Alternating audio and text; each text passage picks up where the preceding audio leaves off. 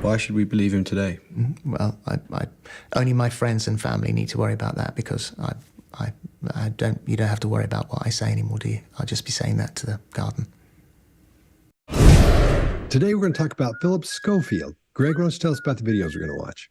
Yeah, not a lot for you to know in this video. This is an interview with BBC after he has fallen from grace. Mark can probably fill us in on a bunch of details about his career, but let's just say he has been the morning TV guy at ITV since, I believe, 2002, and the name to go to. He had an affair with someone on staff, and that is what we're going to hear about. Okay.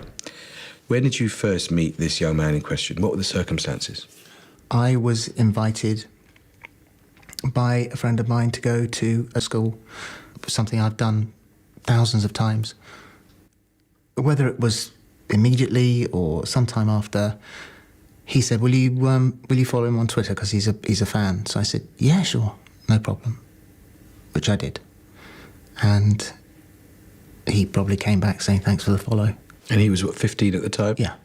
I follow 11,300 people, and in all the time I've been on Twitter, there has never been any whiff of impropriety. So he followed you on Twitter, you followed him back. Did you start having a sort of email exchange or direct message exchange of any kind? Hardly at all. It was just all the way through, just on and off. And then he asked if he could visit the studios, work experience type of thing. I said, well, you come down and have a look for sure, which he did. Mark, what do you got? Yeah, okay, so Philip Schofield, until recently, was very truly a national treasure, a British icon, the go-to person to be presenting just about anything that was going on. Started his career, I think, maybe at the age of 17 at the BBC in the broom cupboard with Gordon the Gopher. And if you're my age, then you were there with him. You watched his show, either yourself or with your brothers and sisters who were younger than you. So a real icon. Done this thousands of times, he says. Well, that's an exaggeration. It can't be thousands of times. And he's very exact about the 11,300 people. So there's exact numbers and then more grandiose exaggeration around this. Whiff of inappropriate. So this idea of a bad smell, and we do get a little bit of disgust with him. That's the kind of body language we'd expect to go with inappropriate. There's also this shocked expression that he has as he looks around, aghast. So he's making all the right expressions to go with this idea of something inappropriate or shocking happening. Probably came back with a thanks for the follow. Probably came back with that. Or did you not? Which one happened? It'd be great to know if you know what the communication started to be like. Did you ever start having a DM exchange is the question. Hardly ever at all, just on and off. Well, no, then that's a yes. That's yes. Yes, you did. You did have direct message exchanges. So what you're telling me is, as he starts to shake his head early on that question, that he didn't have DM exchanges. Yes, so he did have direct message, private exchanges with a minor. So, it's not looking good for him at that point, because this is the crux of the thing. Has he started to groom somebody at a minor age? Now, in terms of his usual body language, he's a little bit more locked down than he normally would be in a TV interview. And his voice is the soft voice that he uses for very delicate interviews that he does, where the subject matter is delicate and needs handling carefully. So he's already adopted that vocal tone that he'll use in those situations. Interesting start for me. Let's see where this goes. Greg, what do you got on this one? Yeah, Mark, I won't cover the same things you've covered, because I love a lot of that, shaking his head no and then suddenly having to correct it. Let's talk first of all about eye movement. We always get questions around eye accessing, and I'm a big fan of eye accessing, but I'm not when the questions are bad. This is a different story. This is going to be a great example of asking a guy a question that is single sensory channel. When did you start? How did you meet? And we're going to see his eyes access information. And I'm not going to go into great detail here. Just to tell you what we're doing is looking for a baseline and for a normal for this guy. And when they're asking him hard questions, he's accessing to his right. You'll see him look upright for visuals, kind of hear right when he's doing auditory, what somebody said, and digital memory, something he's just a matter of fact that he's recorded in his head. And we also see a very good pronounced real emotional eye accessing. We talk a lot about looking down the right may indicate emotion, but when it's real emotion, your head drifts as well. And because your head weighs 13 pounds and it's just this chunk of dead weight, it also alters your entire body language. So we'll see his entire body arch. And that's a great opportunity for us to get a baseline on him and to start right out of the gate looking for consistency. Look, he's told people enough times he met this guy when he was 15. Why would he lie about that? Would be smarter to lie and say, no, he was 18, but he doesn't. So this is a great example of us looking at how this whole thing works and looking at eye accessing an emotional state. A couple of last things. He's balled up and barriered, and he has that softer voice. And Mark, every person in this, every one of you has had an emotional moment where your tone, your cadence, and everything drifts down. And the more beaten down you are and the more defeated you are, the softer your voice is going to become and the less pronounced. When you're not proud of something, your voice is not going to rise and shout it from the rooftops. Last thing I see is that brow rise when he says, yeah, when he's talking about when they ask, would you friend him? He said, yeah, that's acceptance. That's not him asking you for approval because it's a fleeting thing that moves. Chase, what do you got? Yeah, you guys got a lot of what I got here. The emotional accessing is down and to the right. What Greg was talking about, most people, when they're emotional, will look that direction. His blink rate is really high here. And when he says there's a whiff of impropriety, this is not a denial. And this isn't even a statement. And he says hardly a whiff is more suggestive of somebody being not able to detect the presence of something. Staying as unbiased as possible is really important to us at the Behaviour Panel. The media plays such a huge role in shaping public opinion on the cases we discuss, and it's important to look at the larger context, not just the narrative you're being told. Ground News is a really amazing tool to do just that. With this website and app, we can look into anyone we're covering and get a visual breakdown of the news outlets talking about them. Ground News shows us the outlet's political bias, how factual it is, who owns the source, and even which countries are covering the story. It's brilliant. I'll compare the headlines from articles reporting on the same story to see differences in language and how that could be shaping my view of the news happening. And the blind spot page shows articles under or over-reported by sources from a specific political affiliation. So if I'm worried I'll have a bias, I can check for blind spots. It certainly helps me try to keep a well-rounded worldview by looking for every side of the story. The Behaviour Panel is all about finding common ground and appreciating different viewpoints and experiences. Check out www.ground.news/TBP to stay fully informed on breaking news and avoid media bias. So a whiff means that someone can't detect the presence of it. Then there's some large hesitancy. So he's waiting before he talks. And he asked if he could come down to the studio right at that moment there.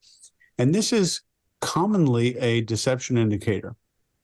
But what we're really looking for is a cluster of things. Specifically, we're looking for the 5 C's of deception here that I think I came up with randomly on one of our videos that we were filming a few months ago, which is in order of importance: change, context, clusters, culture, and then the checklist, what people think are the deceptive indicators.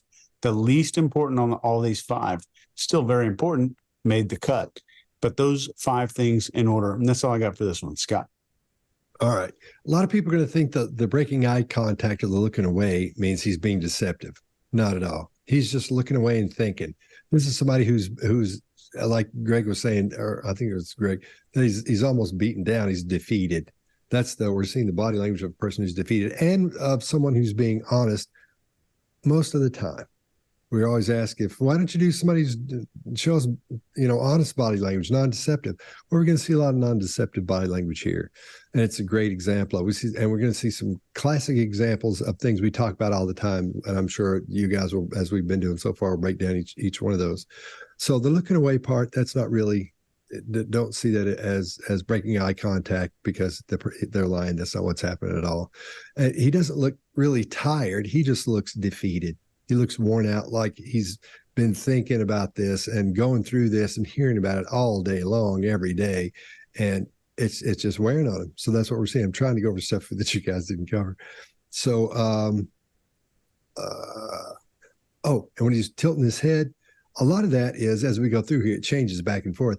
There are different reasons, in my opinion, that he's doing it. But one of the main reasons is to show that he's listening. And so his head will go sideways like that. But in this situation, I think it's more like what Greg was talking about in this situation. So, and there are other times we're going to see his neck will be open, where showing that he's not afraid. Usually if someone's being deceptive, they'll get that head down a little bit and they'll start guarding their neck with their chin and the sides of their face. And we're not seeing that here at all. He looks very relaxed. Everything's fluid. And I always talk about loping when someone's talking and they're just telling you a story and just loping right along. He's loping, but it's in a different form. He's telling you everything they should be telling you. And he's thought about this, but he hadn't sat down and worked out all the little tightened up all the screws and little knobs and things that should be tightened up. But he's getting really close. So he's not loping, but he's very comfortable with what he's saying. He's not guarded with what he's saying or anything. He's thinking about it and he's structuring it, but not in a guarded fashion, not to make sure he doesn't say anything wrong.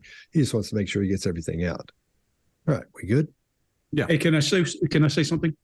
Sure. Hey, the big dog of elicitation, John Nolan, has released a bunch of his books. And if you're interested in getting a copy, there are a few hundred. We'll put a note down in the description of this video and you can go find the link. One of the best books ever. John's one of the best in the world. Confidential by John Nolan. How many of them are? You said there's like a couple of hundred? 500 or so is what I heard. Okay. So guys, you can't go wrong with this book. It's built for business, but it applies to every part of your life. John's the best. We're not selling it though. It's not, it's not our book, not a product. Yeah. And we get questioned all the time because people ask me if my go-to book for elicitation is that, and he just released a bunch of them. One of those tape replays. Okay. When did you first meet this young man in question? What were the circumstances? I was invited by a friend of mine to go to a school, something I've done thousands of times. Whether it was immediately or sometime after, he said, will you follow him on Twitter because he's a fan? So I said, yeah, sure, no problem, which I did. And he probably came back saying thanks for the follow. And he was, 15 at the time? Yeah. I follow 11,300 people, and in all the time I've been on Twitter, there has never been any whiff of impropriety. So he followed you on Twitter, you followed him back. Did you start having a sort of email exchange or direct message exchange of any kind? Hardly at all. It was just all the way through, just on and off. And then he asked if he could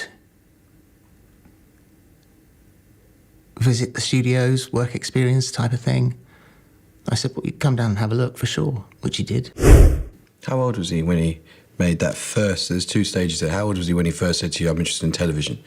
Was he 18 by that point? 19 then, I would think. He was 19 by then. And then when he said, could I come and have work experience, he would have been older than 19. Well, just more or less about the same time, because I'd organised it. And what did he ask you for? So he asked you for work experience and you said, sure, come and have a look? Well, I've done it all my life. I'm best friends with the people who got me into television. And I've always believed in paying it forward. And so that was my, it's just, didn't think about it, just did that. When you look back now, if you were to look back at those messages now, is there any sense in which you were flirting with him? No. I've been 41 years in television. Nothing like this before. No accusations. I mean, this is all, accusations. Which is why I want to put them to you. And so if you're honest now, again, brutally honest, if you think back to that, because a lot's happened since then, it's a long time ago, But if you think back to those initial interactions, was there any element of it which was sexual? No. So there'd been a period of several years when you didn't meet him. Yeah. Yeah, I hadn't seen him. And then when you met him in person, was there a little moment of sexual attraction then even? Absolutely not. Absolutely not. Okay. So to be absolutely clear, how old was this young man when you first had any kind of sexual contact with him? 20. 20. Because this is obviously the nub of it, and for the record and to put speculation to rest, let me ask you directly, did you have any kind of sexual relationship or sex with him when he was underage? No, God, no. I think that is, and in my statement, it says, consensual relationship, fully legal. I mean, that was approved by both sides. That's no. All right, Chase, what do you got? So the interviewer in one segment in here is talking about this work experience. And then he says, and you said, come and have a look. And he says, I've done this all my life. And when he says this, it's not an answer to the question. And that's a big deal. You get a non-answer statement that is potentially deceptive, but we're not really seeing a lot of cluster here because there's an eyebrow flash with this, which is a request for approval from other people. I think Greg coined that term. And then he says, I'm paying it forward. And right here is the strongest point of fear with this for some reason. There is fear here. Then there's some emotional accessing, some downright movement. You can see this in every conversation that you have outside of YouTube, and it's super easy to spot. But then there's something that I have never really seen live before, like in an interrogation or interview, where he does this gesture of removing a mask and like taking his mask off. And I know Mark's going to hit on this and have some incredible theatrical or historical reference for it, but then he says, just didn't think about it, just did that. That was his response when he started doing this mask gesture here. And I think he wants to consistently reframe the interview in contrast with his career and these 40 years that he's spent in television. And this isn't this contrast and framing isn't strategic or planned, in my opinion. I think it's how he subtly, psychologically has been helping himself to deal with the complexities and the stress of this situation. So we're seeing his mindset. We're not saying a plan, we're seeing his mindset. And the shift in perspective is a mechanism a lot of people use in situations like this. I'm just going to zoom out. I'm going to grab the map and just zoom way out to where the thing gets a little bit smaller. So I think this is honest behavior, and anything here like spikes in blink rate are stress signals. So remember those 5 C's we talked about. Understanding the context and the culture will prevent you from making kind of an amateur mistake of thinking that you've spotted deception by seeing one thing. That's all I got. Mark? Yeah, so I think that gesture that he makes there is certainly one of dislocation.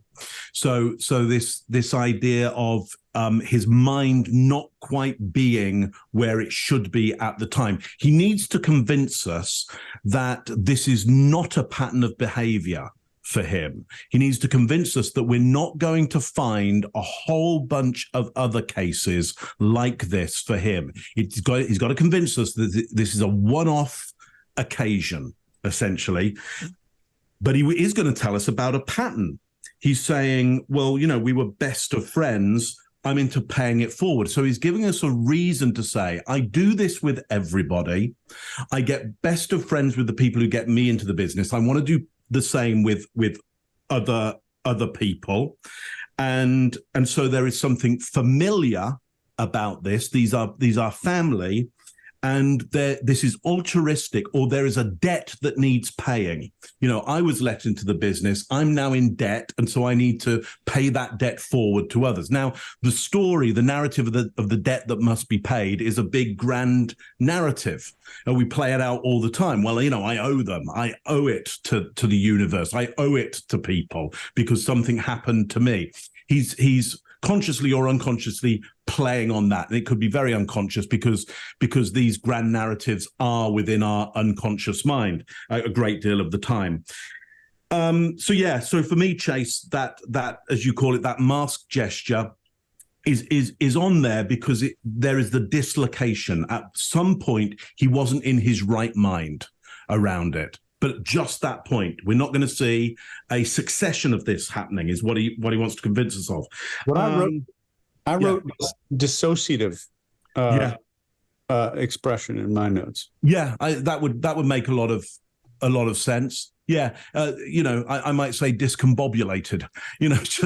Just stuff. He's got to convince us stuff doesn't quite fit. It was, as he'll say later on, it was a moment. It was a moment. So that's what the narrative he's going for. However, the denials here, I do see lip compression with the denials. That's not enough to show that there's deception going on, but it's interesting. I think it's very interesting that the movement in a lot of his body language around this area starts to happen before his speech. So he's not quite congruent. That's quite a big thing. There's some eye blocking in there. That's quite a big thing. Use of the word absolutely. We see that a lot with people who are being deceptive, but because somebody is using that once doesn't mean anything. But there's a cluster starting to happen around this. And the last thing I have on this is why the search for the age of this person. When asked the age, there's a pause and he searches for the age. You would expect that he's got his story sorted out and he'd know what age he needs to give. Or he'd research the age. He'd know exactly what age. So why? Why at that point can't he put his finger quite on the age? Interesting. Scott, what do you got on this one? All right. I think this is great because we're seeing an interviewer, a professional interviewer, interview a professional interviewer. So you're getting good, clean questions. You're getting good, clean answers for the most part. So one thing that I noticed here is that Schofield is matching and mirroring the other guy, which I thought was really interesting because we haven't really seen many illustrators at this point. So the interviewer starts doing his left hand, and then Schofield starts gesturing with his right hand as he goes through. I think it's really interesting that he's doing this, and I'm sure he does that from all the interviews he's done, trying to connect with people, match them, and mirror what they're doing. There's the guy named Milton Erickson. He's a Dr. Milton Erickson. He was a hypnotherapist, and he was was he a psychiatrist or a psychologist? Psychiatrist. Okay, because I always get those twisted on him. And to make a long story short, he's one of the first ones to do the studies on matching and mirroring. It has to do with him being a child and all the things he went through to do that. But he talked about how what we will see a touch of later on is the matching part. And what he talked about was how when you start to connect with someone, you want to talk like they talk. So if they talk about, I hear what you're saying, or that sounds good to me, then you want to use words like that deal with hearing. If you deal with vision and you say, that looks good to me, I see what you're saying, then you want to talk like that. Words that deal with vision, with colors, things like that. And then you've got the kinesthetic part where the person will say, he's a little bit rough around the edges, or that's a sticky personality, that type of thing, how things feel. So you want to use words and terms that talk about how things feel when you're talking to that person. At the same time, when people mirror each other, or naturally, you don't see one person walk up and do this and the other person just all of a sudden walks up and does that as well. You got to ease your way into it so you don't look like you're mocking them or making fun of them. But I see a lot of that matching and mirroring happen in these. The matching comes along in a little while more, but the mirroring happens quite often here at the top. As far as stress cues go, I'm not seeing a whole lot of them here. And like Chase was saying, I'm not seeing clusters of stress cues at all. I'm not seeing any adapters except for the deep breaths. And unless you look at it overall, you would say, it doesn't look very stressed. He looks stressed because when we see him, but that's the entire picture. But it's tough to pick out one specific thing, say, here's why he's stressed. We're seeing an adapter. We're seeing this. He's doing that. So I think as a whole, he looks stressed, but it's that defeated stress. I don't know. Maybe we should come up with a word for that, but it's kind of feel sorry for him because that everybody's felt that way before. For whatever reason, you've come out of it thinking, like that guy. All right, Greg, what do you got? Yeah, I don't think everybody has felt like this guy does, because the thing you're talking about, something I refer to as personal extinction. You will rarely get the chance to see a person on the verge of personal extinction. I describe that, always have, as in the interrogation room, I could see it. Like Chase has got a box in his chest. It's got 4 items in it. I'm making up a number. And each of those things is precious to Chase. Well, if I get them out and I start going, there's one. No, he's got 3, right? As I get to that last one, guess what happens? That guy will do anything. He'll dance for me to protect that last thing. This guy's down to his last paper. This guy's down to everything about this guy just changed overnight. As the guy goes through and we see that blink rate, there's a reason for that blink rate. I agree with you, Chase. If we took it out of context, we said, hey, he's blinking, he must be lying. Well, they're asking him the hardest questions, period. They're asking, anything sexual occur underage? Well, that's a threat. And they're asking him about the age of this guy at that time. Those are the threat questions. You expect a person to ramp up during threat questions. Interestingly, Mark, when he goes to look for that age, he goes back to the same memory space we were looking at earlier. So it's a good indicator. It shows us he's going back to a place that he's recalled data from before. Now, if he went over here, I might go, wait a minute, something's wrong. If you look down here, I might think, wait a minute, but he's going back to that same space. There's a thing that actually Marion Corinch and Jim McCormick is at takerisk.com, coined a phrase called contingency thinking. Now, contingency thinking and that kind of thing is pretty common, but they use the term specifically. And what that means is I prepare certain pieces of material for the meeting. We're going to see a few of these coming up here shortly for the risk that this might occur. Well, if I don't prepare everything, then Mark, your question about why he's rambling around his head is probably that. So we've got this personal extinction. We've got this body language piece. There is a place in here that if I were an interviewer, I would have been a little bit tighter with words. I would define more clearly what I meant by sexual in the text. He doesn't, so maybe he dodged something there, don't know. But the blink rate, and there's no other cluster there to show us, so I don't think there's a whole lot. But there is, when he does an eye lock at absolutely not, after a really serious blink rate increase, that's when I would have gone back. Let me define that for you, just in case, so we don't have any confusion. All the rest of this, though, he's got shock face when he's asked if he had underage sexual contact with a guy, and then hard eye contact after with a request for approval, no. And I think, Scott, you can't overstate how much he has interviewed people in his past, how many thousands of people he's met and talked to. So if you're looking for clusters, I think all of us would say we don't see a cluster in this. We see some blink rate increases, we see some things, but if you take into account personal extinction, you take into account contingency thinking, and you take into account the most stressful questions you're asked, we see something different. One of those tape replays. How old was he when he made that first? There's 2 stages there. How old was he when he first said to you, I'm interested in television? Was he 18 by that point? 19 then, I would think. He was 19 by then. And then when he said, could I come and have work experience, he would have been older than 19. Well, just more or less about the same time, because I'd organised it. And what did he ask you for? So he asked you for work experience and you said, sure, come and have a look? Well, I've done it all my life. I'm best friends with the people who got me into television. And I've always believed in paying it forward. And so that was my, it's just didn't think about it, just did that. When you look back now, if you were to look back at those messages now, is there any sense in which you were flirting with him? No. I've been 41 years in television. Nothing like this before. No accusations. I mean, this is all accusations. Which is why I want to put them to you. And so if you're honest now, again, brutally honest, if you think back to that, because a lot's happened since then, it's a long time ago, but if you think back to those initial interactions, was there any element of it which was sexual? No.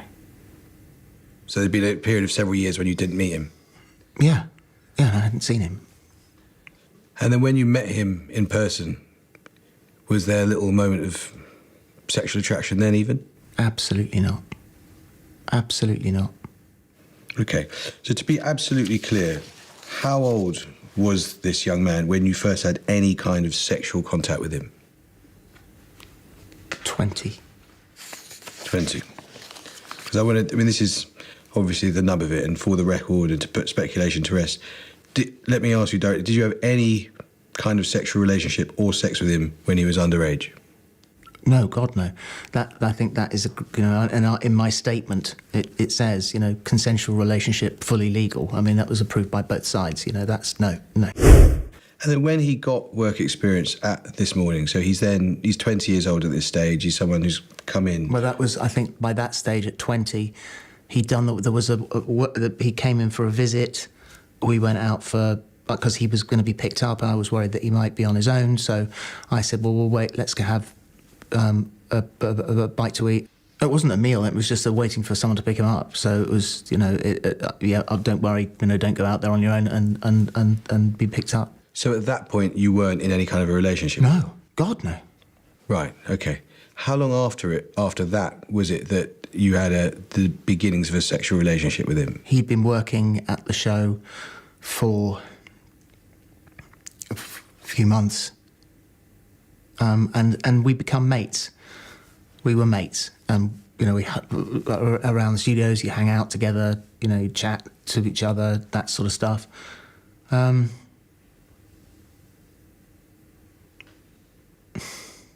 And then in my dressing room one day, something happened.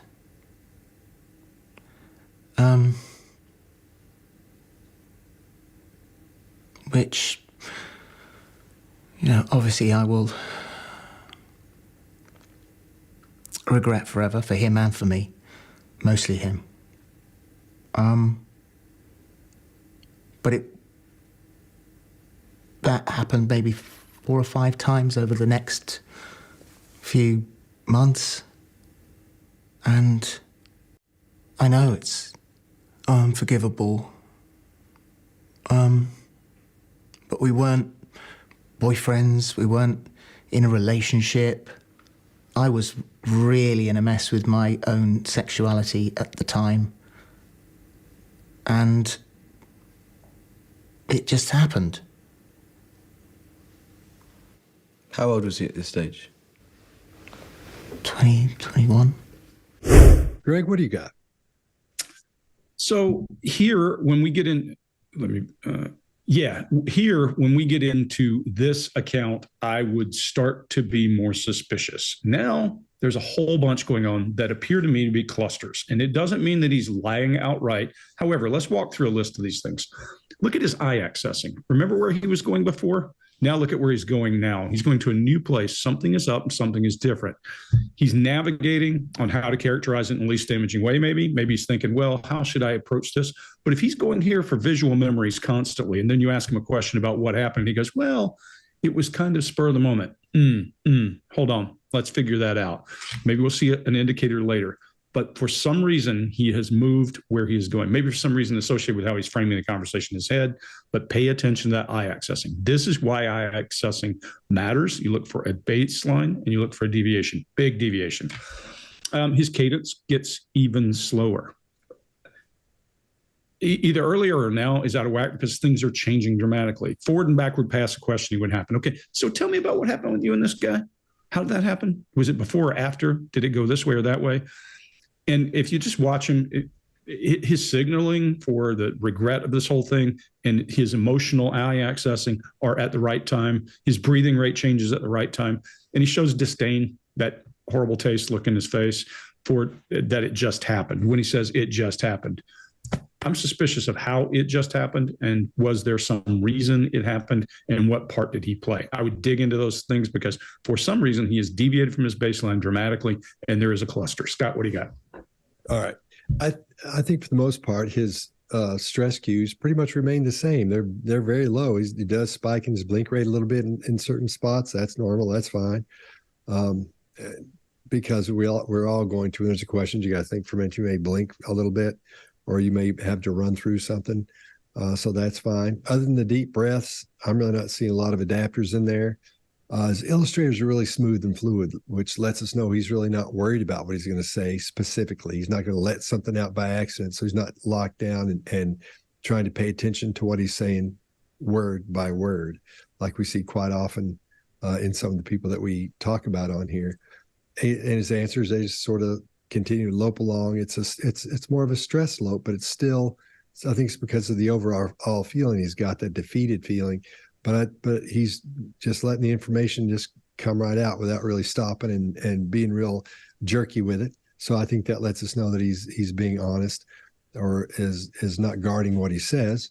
But I think this is the behavior of someone who's given up, and is accepted their fate as what's going to happen, because he seems really down.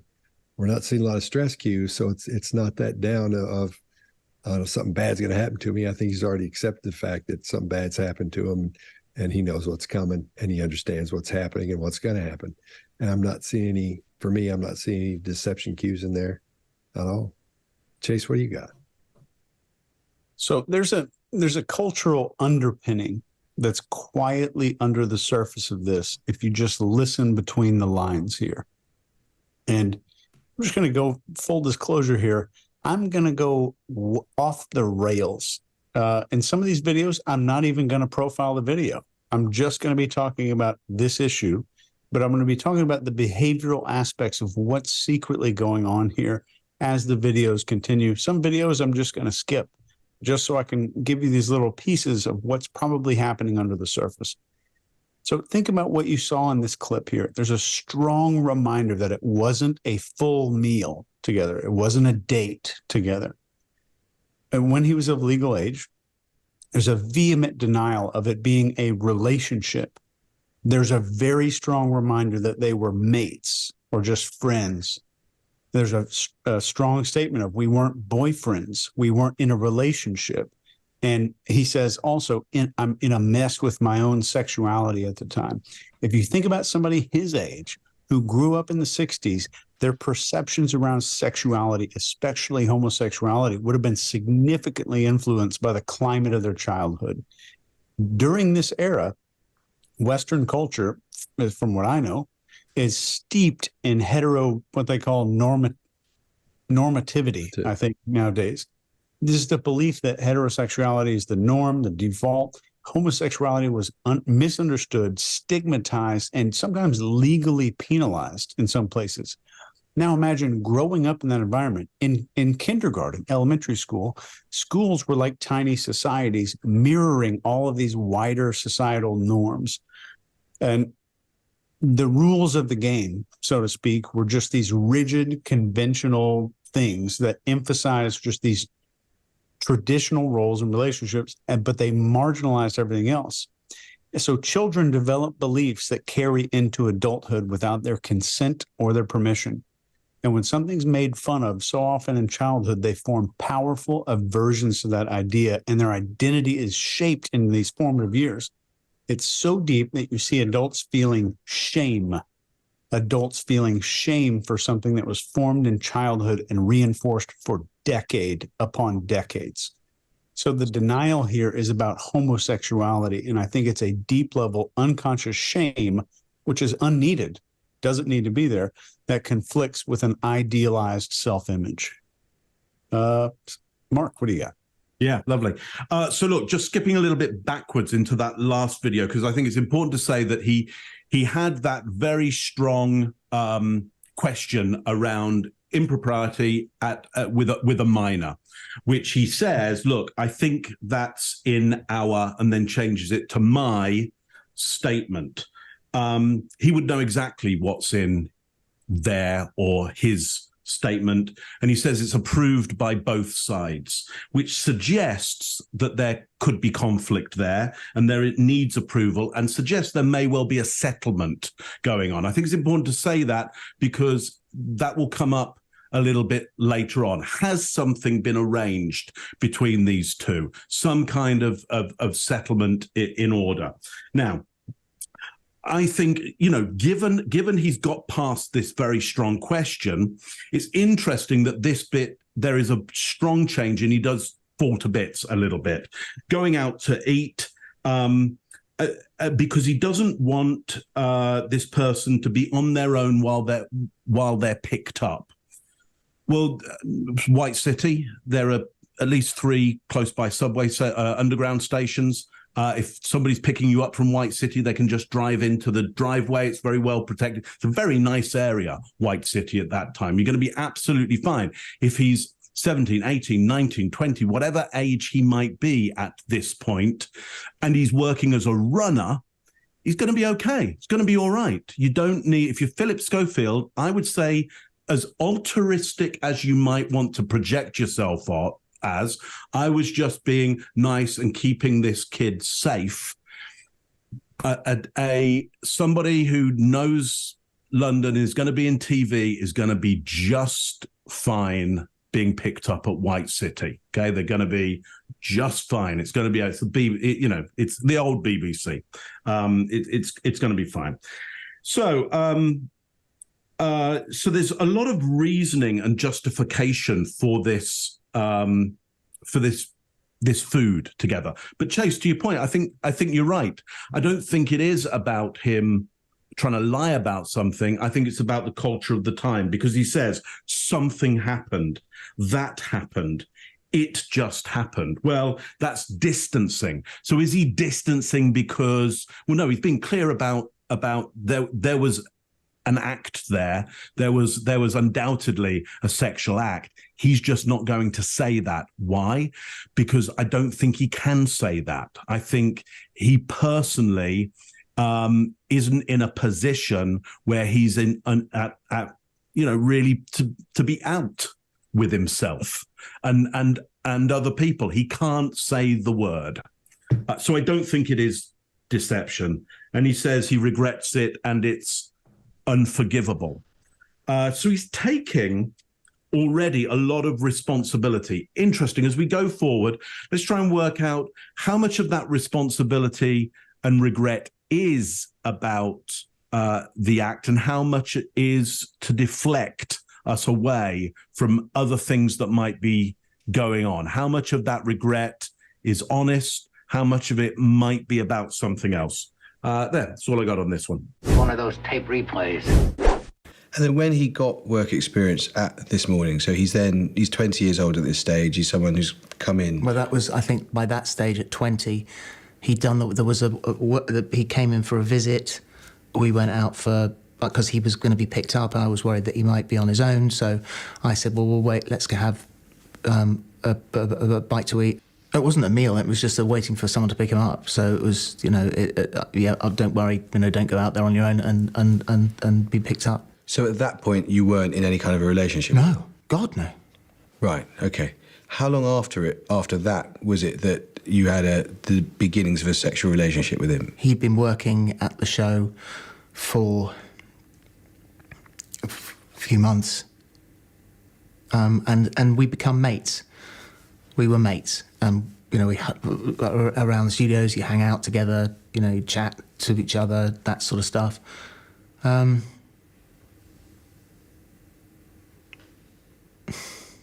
And then in my dressing room one day,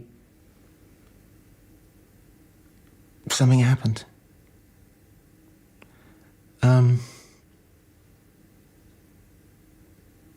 Which, obviously I will regret forever, for him and for me, mostly him. But that happened maybe 4 or 5 times over the next few months.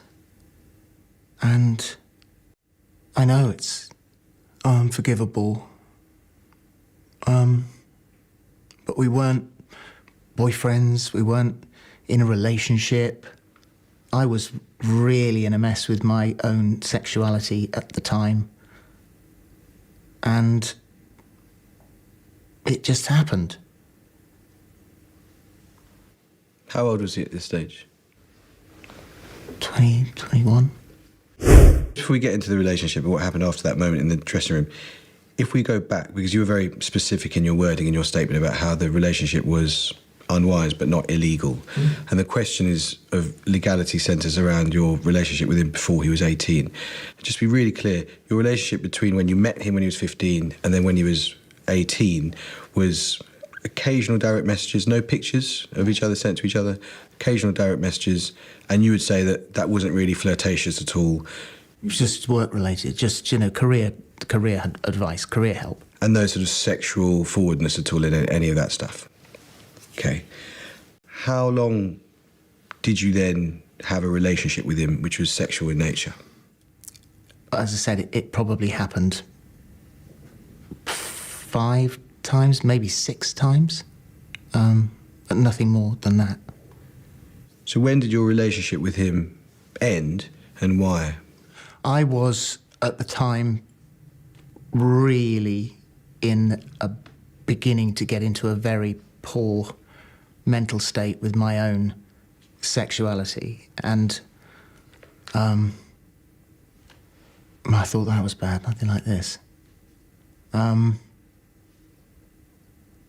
And I think it just sort of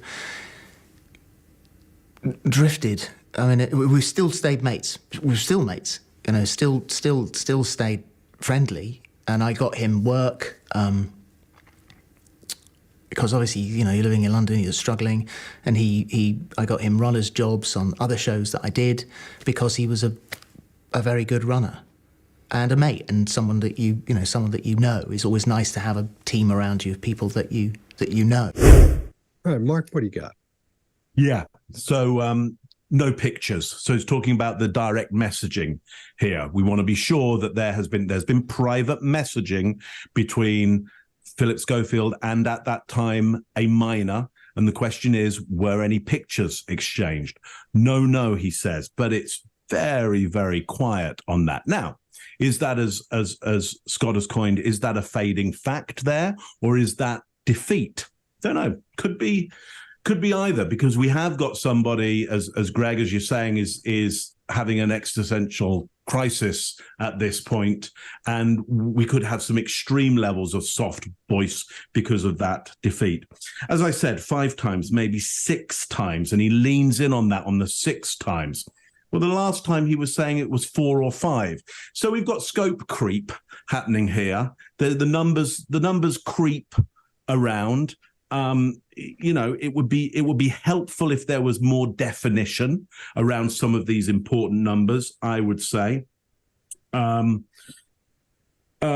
Just work related, and there is a prolonged single shrug on all of this. Single shrug can often mean some uncertainty about that. So should that be probed into a little bit more? Are you sure it was just work related? Well, could there be something else there? He's really playing the idea here of him being a victim of his own sexuality and having a poor mental state because of that. So he wants a narrative. It could be true. Absolutely could be true. I'm not saying it's not true, but he's putting forward this story of he's not comfortable with his sexuality, and so he has a poor mental state, and so there is just this one moment where he starts to make poor choices. Again, he's got to assure us that there is no pattern, that this isn't going to be Savile. This isn't going to reveal a pattern of behavior, because the British public in their mind are going, is this another of our great British icons who's going to turn out to be the most sinister thing we've ever seen? That's what is on the British public's mind right now. That's what he's up against right now. He says he was a very good runner, runner. Well, to my point earlier, a very good runner doesn't need to be accompanied around or outside White City. A very good runner can find their way around London. That's their job, is to run around the studio all over the place. So if somebody says, go get me this, that they will go and find it somewhere in the studio or somewhere in outside of London. And they are a self-starter. They can get stuff done. They're not asking how and why and what. They get stuff done, and they get less trouble is created by them, not started by them. So good IQ, usually really good people skills, usually, and the ability just to get stuff done. So again, to the earlier point, it doesn't make any sense of him saying, look, didn't want to leave the guy alone. because the one thing you want to do with a runner is leave them alone, get them running around, get them doing their job. Greg, what do you got on this one? Yeah, a couple of things. Look, in the last video, we noticed that there was a deviation. There were clusters of behavior that were different. He changed his eye accessing. What we're going to see is anytime it's around any actual homosexual act, we see shifts and changes. I think, Chase, to your point, if he's his whole life lived in a straight kind of lifestyle and then suddenly has to admit this, there's that personal extinction piece coming back, and that's going to be where we see the most deviation.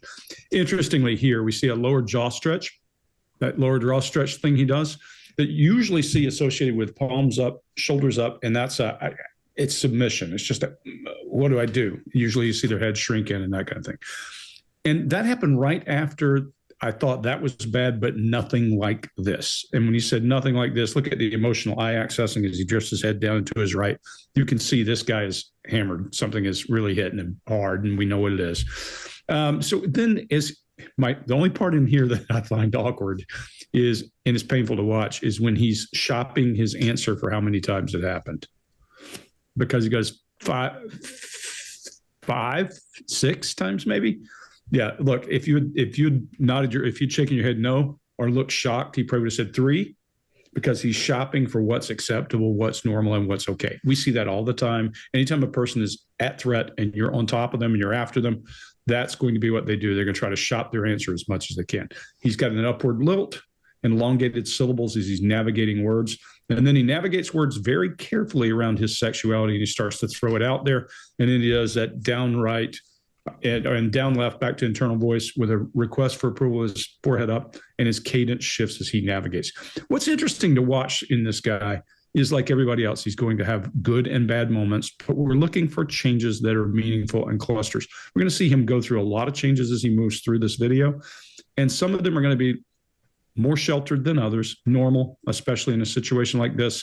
I think he's navigating the words for what to say and what not to say. He's admitting to having done. It's a matter of how many times, what exactly he has done, and how old the kid was is all we're seeing protection on. Scott, what do you got? All right. We're seeing a lot of side, neck, and throat in this. And I talked about that earlier, how quite often when you're being honest, it doesn't bother you to show your neck and throat. And the person who's most likely being deceptive will sort of guard that. It may be with their hand, it may be with their chin like that. You can do it several different ways. Their shoulders come up, a lot of different ways to do it. So for that, I think that's, again, is in the whole picture, that's part of this stress as well, because he's just defeated and he's got that lean on. And so I think that's why we're seeing a lot of that neck as well. When he's illustrating his head and doing those head nods, when he says really poor mental state, he's affirming that. Those are affirmation nods or confirmation nods where he's telling how bad it was. And I believe it must have been fairly bad for him having done that, because he wants to make sure he gets that point across that he's having a really hard time. We see it on him physically, but he's also saying what he's talking about, what he's experienced at that point as well. His cadence slows down, his volume stays pretty much the same, and his diction gets really clean and clear. And when he's making that point where he says, we stayed mates and we're still mates, he makes this boxing, a little box there. We used to call it the Clinton box right down here. Mark has a different name for that in one of his truth planes. Mark, what plane is this? Well, that you're in between you're up in the passion plane there, but you are squeezing the melon. You're squeezing the melon, as we call it. That sounds so dirty. Anyway, so that's what he's doing. But we used to call it the Clinton box. It's kind of like that down here a little bit, I guess. He's trying to make sure that he gets that point across and shows how important it is for him. And he's got the wide eyes, that eye lock. So that's a pretty big deal too. I think those are the two most important things he wants to get across this. And I'm not seeing really any cues of deception here. I mean, he's watching what he says a little bit, but I don't see him just ball-faced lying. I agree with you, Greg, where he's shopping for a number. He does that again in a little while when he misses a number on something else he's already said. But it's as far as just plain old straight out of the gate lying, I'm not seeing any of that. Chase, what do you got? If you watch this clip, all the problems that I think a lot of us are describing here is a struggle with identity and self-image. So the depth of our core identity and self-image is so powerful it can cause this kind of depression and confusion you're hearing him describe here.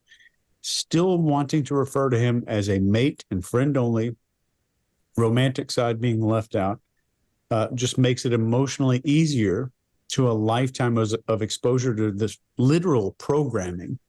And this is why it's sometimes ridiculous for people to think they can change culture by changing words and phrases, because they ignore identity as a whole. And a lot of us might pretend we determine who we are at our core, but the truth is these things are ingrained, not just in our mind, but who we are as a person, our identities, from a very young age. So much so as some adults even grow up to make fun of it the same way that they did in middle school or elementary school, not knowing that they're carrying forward these elementary or middle school experiences. So when we witness something in those formative years is made fun of, or that we see people getting ostracized for as kids, we learn that if we feel those things, we're supposed to snuff that out and feel shame if those feelings come up. And what do humans do when we feel shame? I think pretty much everybody knows, we tend to make fun of it in other people or judge other people who have the same stuff. And it helps us to maybe extinguish those thoughts of faults in our own. So essentially, if I can just point it out in somebody else, then I can eradicate it in myself, which is awful thinking, but it's just part of the human condition. And I think we're seeing that here. That's all I got. Oh, yeah. Yeah, you got that one. One of those tape replays. Before we get into the relationship and what happened after that moment in the dressing room, if we go back, because you were very specific in your wording in your statement about how the relationship was unwise but not illegal, and the question is of legality centres around your relationship with him before he was 18. Just be really clear, your relationship between when you met him when he was 15 and then when he was 18 was occasional direct messages, no pictures of each other sent to each other, occasional direct messages, and you would say that that wasn't really flirtatious at all. It was just work related, just, career advice, career help. And no sort of sexual forwardness at all in any of that stuff. Okay. How long did you then have a relationship with him which was sexual in nature? As I said, it probably happened 5 times, maybe 6 times, but nothing more than that. So when did your relationship with him end and why? I was, at the time, really beginning to get into a very poor mental state with my own sexuality, and I thought that was bad, nothing like this. And I think it just sort of drifted. I mean, we still stayed mates. We were still mates. Still stayed friendly. And I got him work because obviously, you're living in London, you're struggling, and I got him runners' jobs on other shows that I did because he was a very good runner. And a mate, and someone that you know. It's always nice to have a team around you of people that you know. Both asked. And people would say the circumstances are as follows here. You met someone who was a child, you were in a position of power over them, you used your power eventually to give them something they craved, which was a shot at a job in the media, you nurtured a relationship, and then that relationship became sexual. And they might ask, what's the difference between that and grooming? Well, I would say that the initial list of things was not right anyway. Tell me, why? Because it was a totally innocent picture, a totally innocent Twitter follow, of which I follow 11,400 people, and then it was a completely innocent backwards and forwards over a period of time about a job, about careers. You do that. What's wrong with that? What's wrong with talking to someone, no matter what age they are? Does that mean that if you're following anyone on Twitter that you absolutely don't talk to anybody else or you don't give advice? So I disagree with the summation that you just gave, because that does paint a very grave picture. In which case, why do you say it was unwise? Because you're clearly sensitive to the power differential, and you're clearly mindful of the dangers of abuse of power. The brief communications backwards and forwards up to the point that he came to work on this morning, I think was just chat. What was unwise was the fact that it happened. And that was a very, very grave error. Now, it was consensual, but it was my fault. Why? Because I shouldn't have done it. I shouldn't have done it. It is entirely my... He's an innocent party here, and I appreciate, how... there is a moment, you have a moment. There's just a moment. But he is entirely and completely innocent, although it was consensual. I was older. I should have known better. I shouldn't have done it. Greg, what do you got? Yeah, this is an interesting one because remember, I started off talking about Jim McCormick and that contingency thinking. Now, this is clearly right in his wheelhouse of contingency thinking. It's okay. I'll admit guilt to sexual behavior with another man. I am not going to say I groomed this person from 15. And you can see it because when he's accused, the accusation comes out, he loses fluency. His brain goes, and he starts trying to make a list. Now, that would be a different thing if it was Bob from down at the shawarma store, but it isn't. This is a guy who presents for a living and has for decades. So he's much more fluid in front of a camera, much more calm, and his speech patterns are much better than an average person. So when he starts to do that, we know that something's happened. But he does have a very good, clear plan for how to get out of it. He prepares an answer, and then he starts to walk through it. You see him using his hands, and his body language is congruent. He starts boxing things and walking them across until he gets to his area of guilt, and then he owns it. He starts to own and say, yep, I did this. Nope, I didn't do that. And then when he's assaulted again about the power differential in that, he loses fluency again because he's in a spot where he has to back up and regain it. But when he gets back, then he gets back to his fluent self. And you can see him working through those words as his eyes drift off to his left. You pay attention. Now we're back in that creative side as he's working through the right words. Now we go back to it just happened when we were talking about how this thing unfolded. We've got over here for recall. We got over here for conjecture and for explaining. That makes it pretty interesting for me to watch the rest of it. But he clearly takes ownership and he clearly puts this in his guilt film. Look, sexuality is the most complex thing in human beings, period, bar none. If you were to anybody who tells you it isn't, all you have to do is think about people who betray their country, their family, their religion, anything for sexuality, because things happen. Humans are complex creatures, and in my opinion, you guys may have a different one, it's the single most complex part of who we are. So we can't begin to know what the guy was thinking. We're not trying to do that. We're trying to tell you what we can see here. And when he gets this opportunity to go back and say, I didn't see any power, the power differential wasn't there, I wasn't bullying, I wasn't doing this, I wasn't doing that. What he's in effect doing is a little bit of first aid for that personal extinction. He's going back and giving himself a little bit of esteem regained as he admits the guilt, but takes it off of any chance that he was grooming. Chase, what do you got? Yeah. And I think that there's some avoidance and definitely some weaving, but the behavior here is honest. For the most part, you're seeing that a lot of the hallmarks here of honesty, there's fluid language, comfortable disagreeing, admitting fault in a way that it's not a mini confession in a way, or concealing something bigger. Pretty much the same baseline here. Same behavioral cues, hand gestures, and all that stuff that we've seen in the other stuff. That would be going off our traditional analysis here pretty often. So I think we're the behavior panel, and all these guys are going to cover a lot of body language stuff. I want to tell you about a word that I think everyone should deeply understand, and this word is folkway. Folkway. So folkways are tiny little subtle rules that govern everything about social life, like how we're supposed to dress, how we should feel about stuff. And violating a folkway in elementary school or even in the workplace as an adult means you'll probably suffer some social consequences, like being made fun of, being outcast. Kids don't realize it, but they're unknowingly acting as society's folkway enforcement agents. So some folkways are good, like being respectful or showing empathy when somebody's hurt. But some folkways are bad. And in the 60s, terms like gay and other less acceptable words were used like as insults by elementary school children.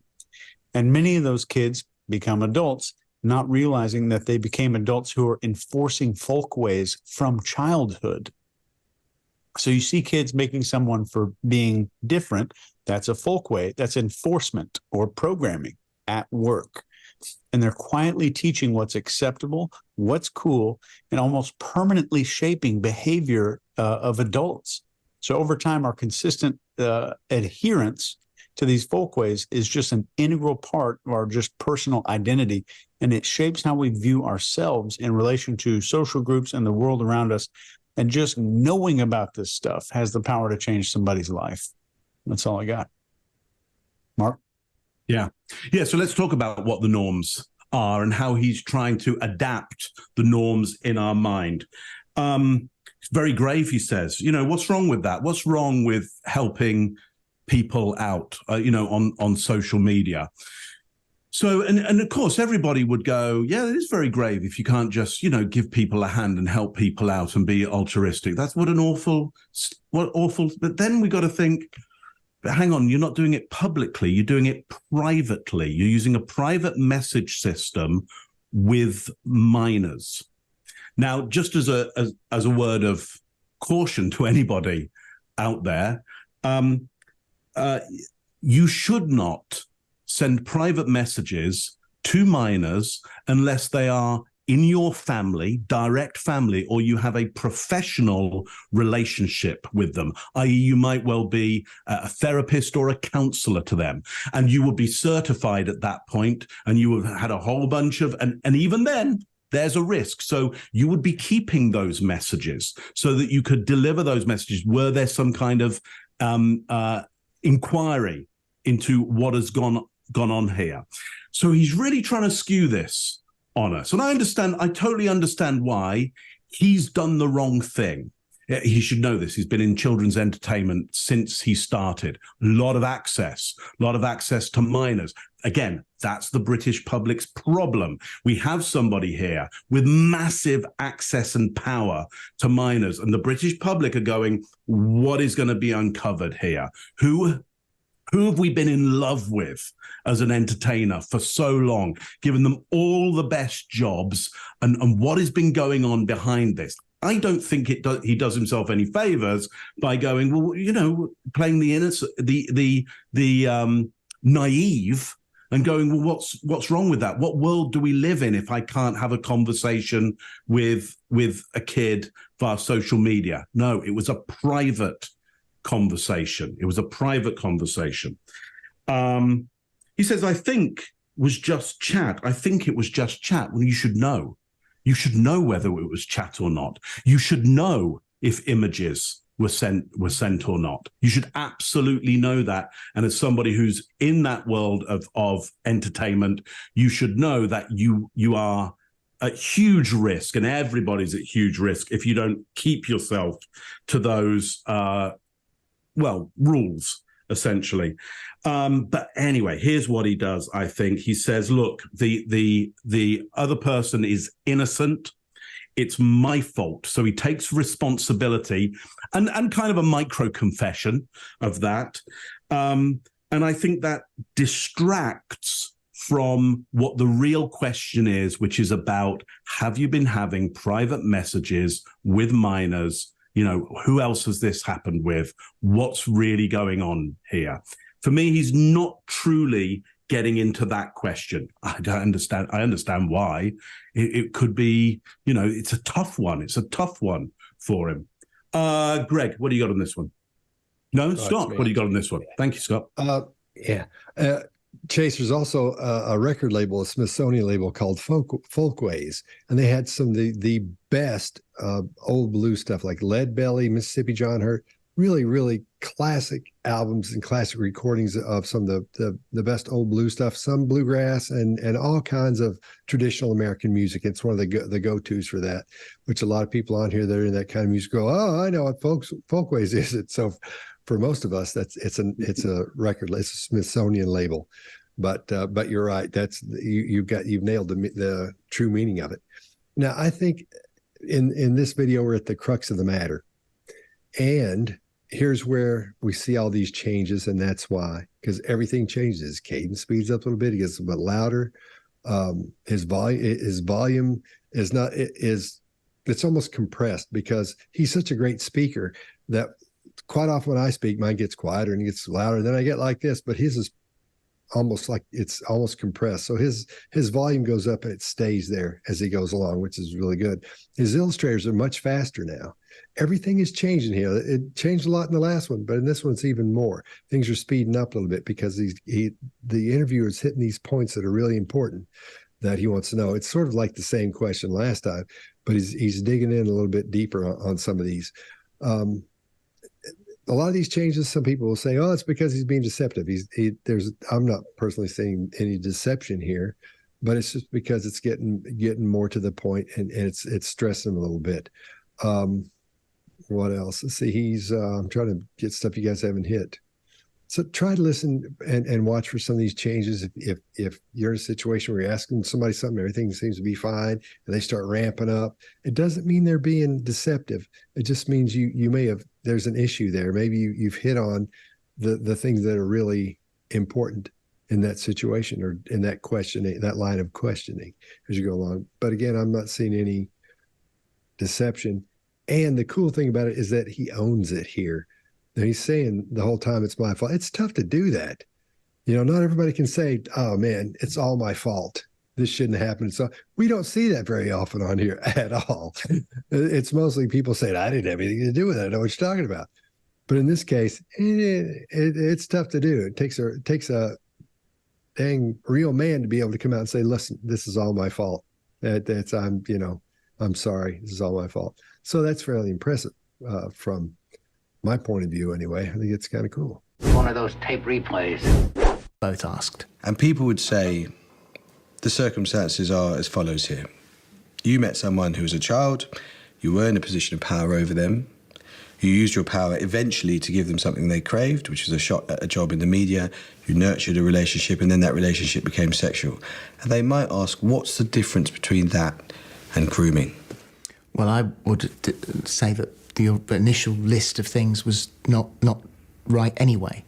Tell me, why? Because it was a totally innocent picture, a totally innocent Twitter follow, of which I follow 11,400 people, and then it was a completely innocent backwards and forwards over a period of time about a job, about careers. You do that. What's wrong with that? What's wrong with talking to someone, no matter what age they are? Does that mean that if you're following anyone on Twitter that you absolutely don't talk to anybody else or you don't give advice?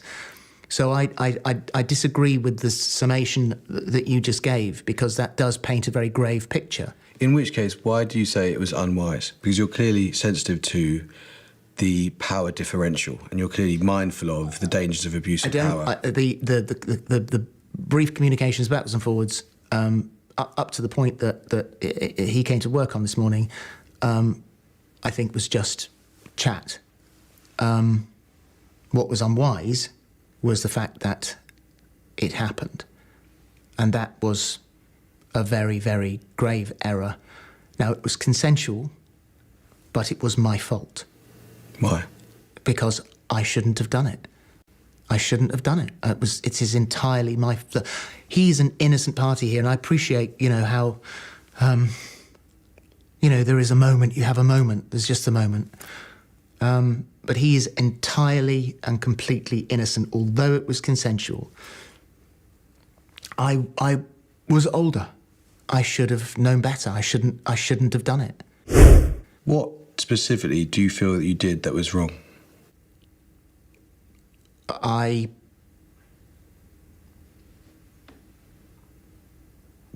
kissed someone in the workplace, which led on to a little bit more. And that, retrospectively, of course, you think, my friends have said, what the hell were you thinking? You don't do that. You've never done that. And I think there's no excuse. there are no excuses here. I mean,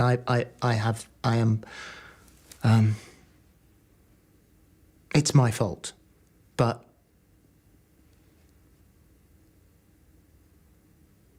I think the fact that perhaps I was trying to come to terms with who I was,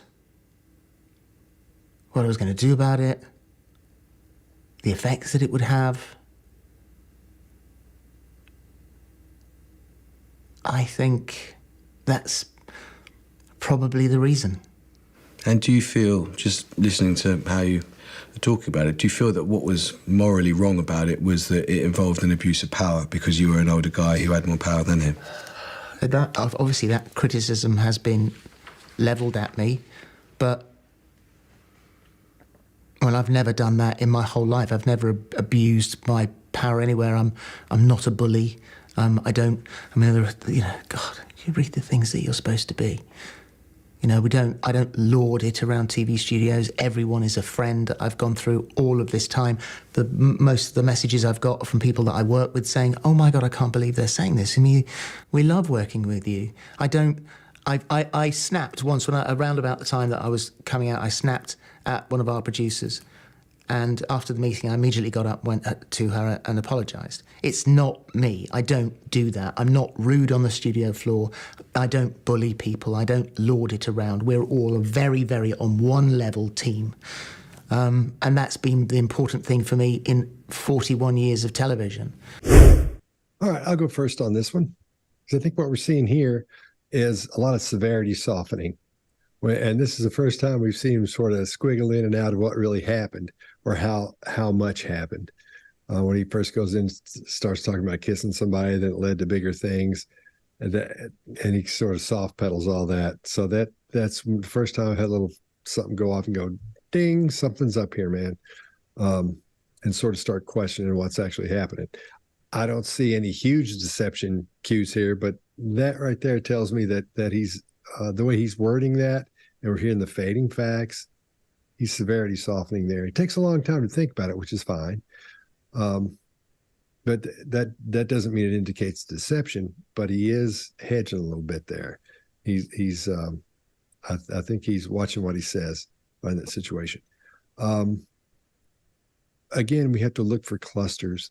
Like Chase was saying earlier, you have to look for, if you just look for one thing and you spot one thing and you just hang your hat on that, most likely you're going to miss all the other things going on around that situation. So you have to keep put in context what's happening in real time. And just because you see that one doesn't mean, and it may be a real cue, it may be a shoulder shrug or something, but you got to look for clusters, look for more than one, look for 3 to 5 of them if you can. They'll happen within 5 seconds of that first one. So that's what you got to look for. He's adapting with his deep breaths. And again, he owns this. He says it's his fault. And again, I think that's pretty tough. I'll lay off the resume statement stuff because I know that's one of Greg's favorites. So, Greg, what do you got? That's actually Chase's, however. Yeah, because I think Chase coined the term. Yeah, but I think it's a good one to call out. Look, I think what you're seeing when you're saying you're seeing these clusters of behavior and deviation is he now is being forced to use words to admit acts of homosexuality publicly. I mean, he's not just saying I did something. He has to say I kissed a person. He used words that he's likely not used. That's my guess. Because look at his face as he's asked, what did you do wrong? Look at his brow about to burst into grief. You can't miss that brow right there. It's about that grief muscle is just about to scream. The sides of his mouth are back in sadness. He's down in emotional eye accessing. And he says an action word for the first time that we've seen it. First time we've seen it. I kissed someone in the workplace.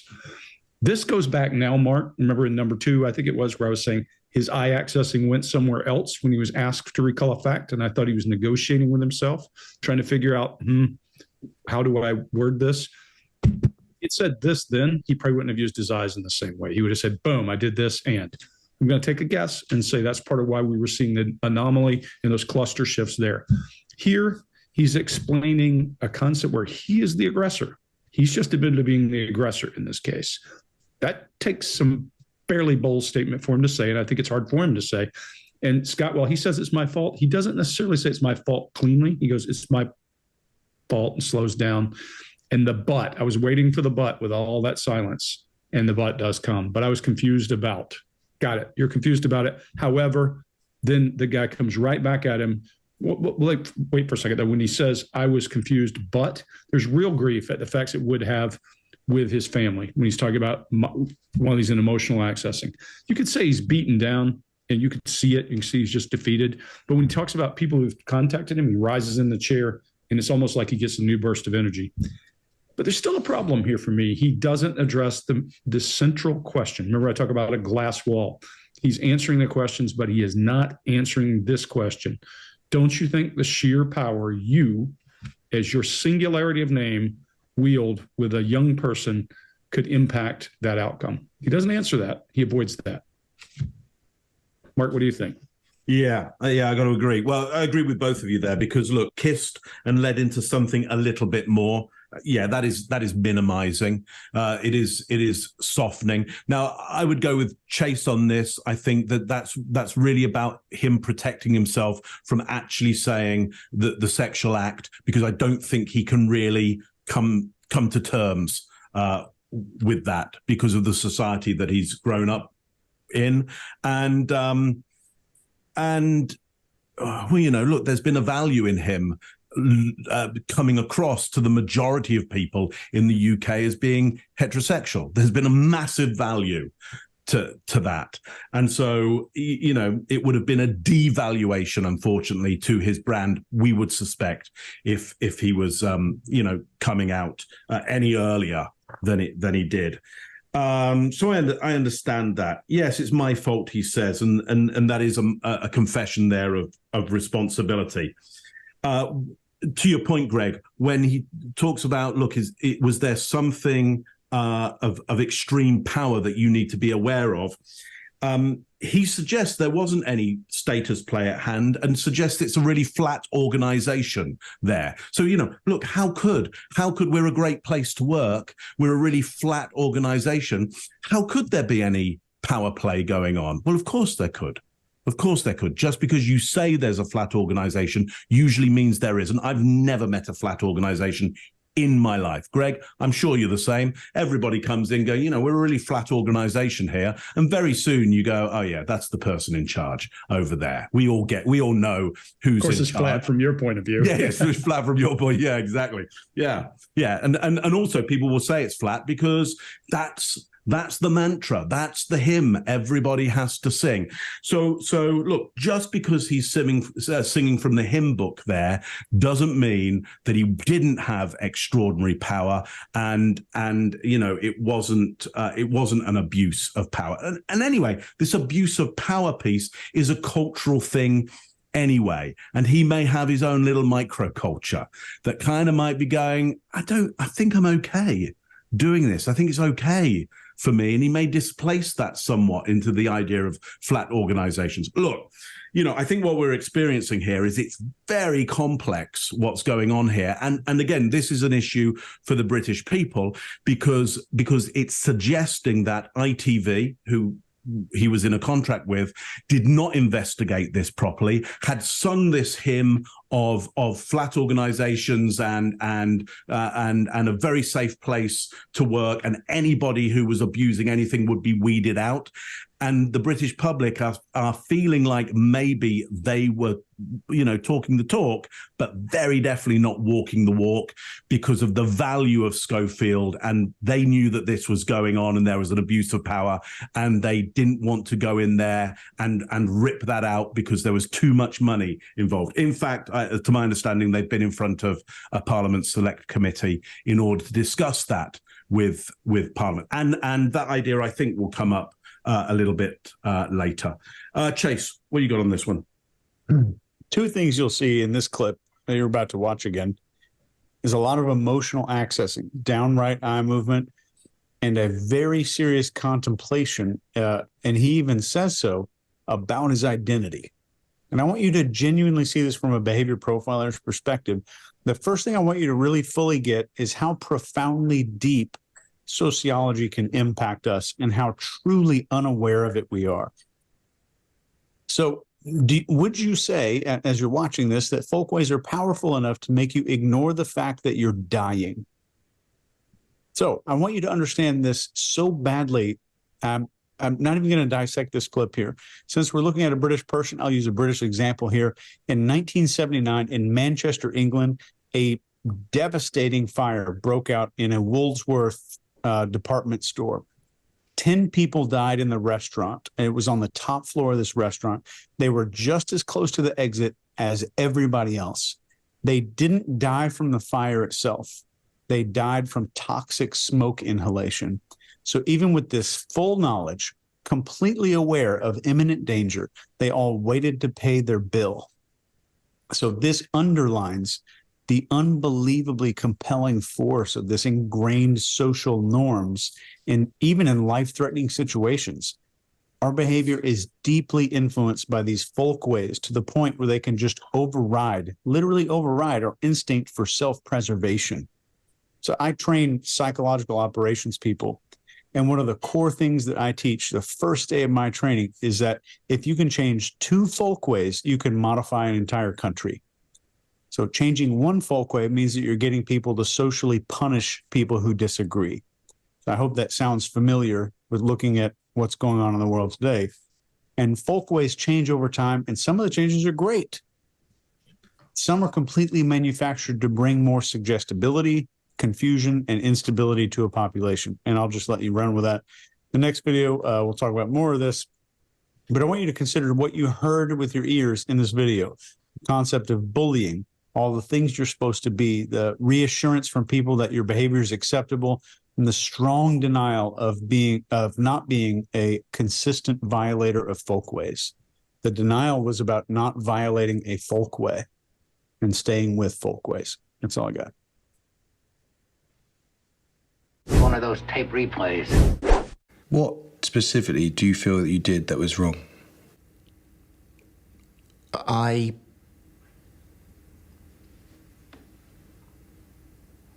kissed someone in the workplace, which led on to a little bit more. And that, retrospectively, of course, you think, my friends have said, what the hell were you thinking? You don't do that. You've never done that. And I think there's no excuse. there are no excuses here. I mean, it's my fault. But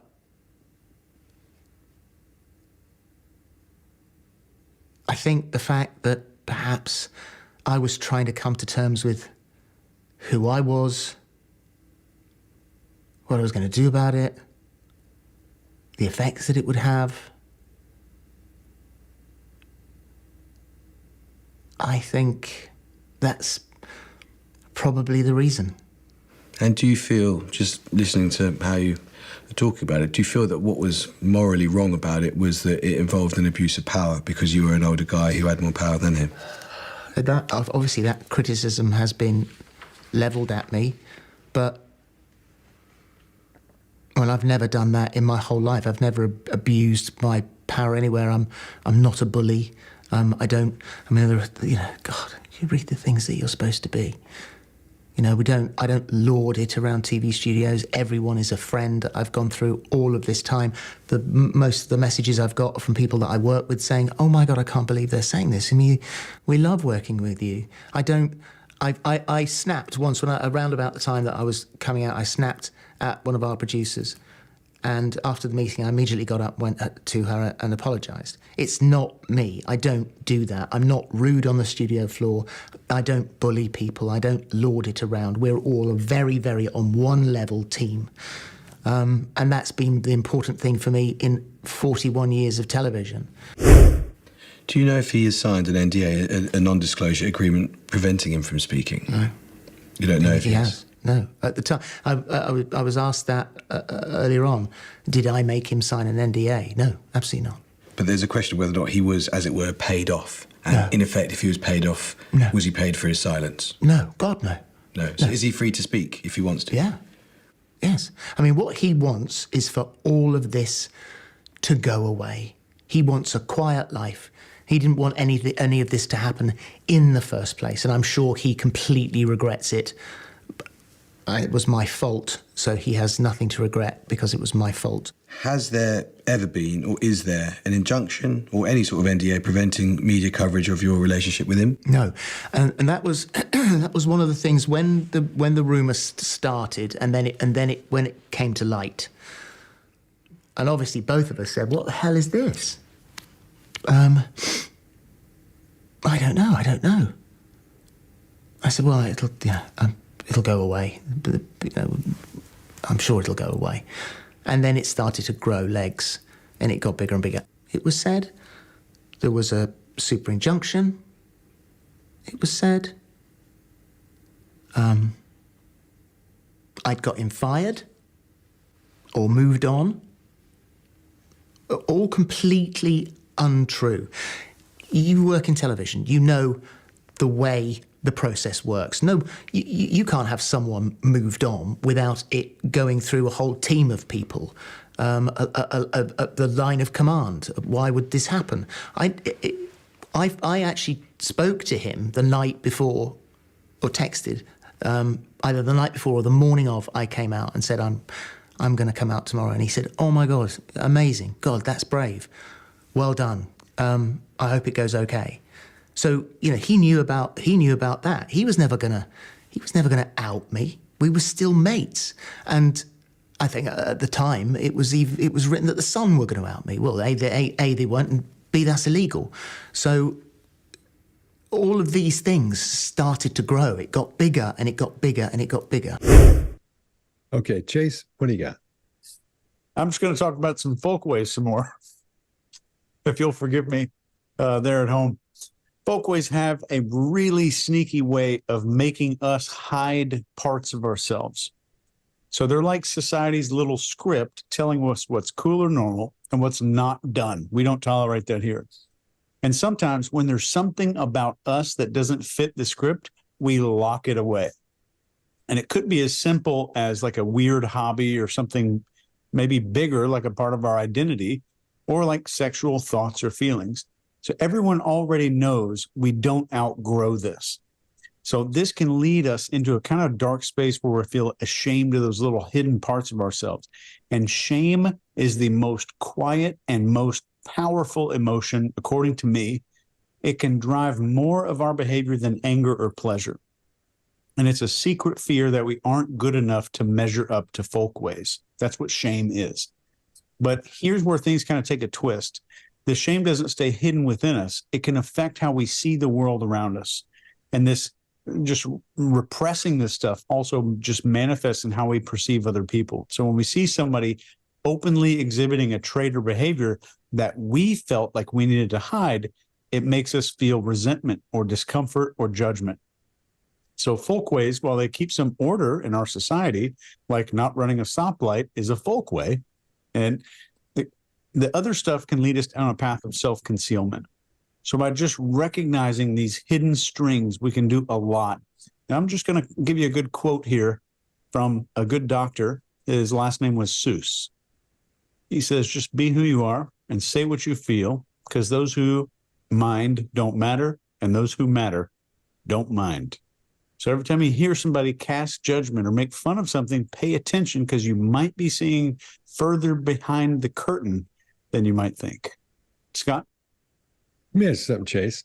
Do you feel like you're gaining weight now that she's pregnant? Yes. You just eating constantly, or just eating whatever she eats?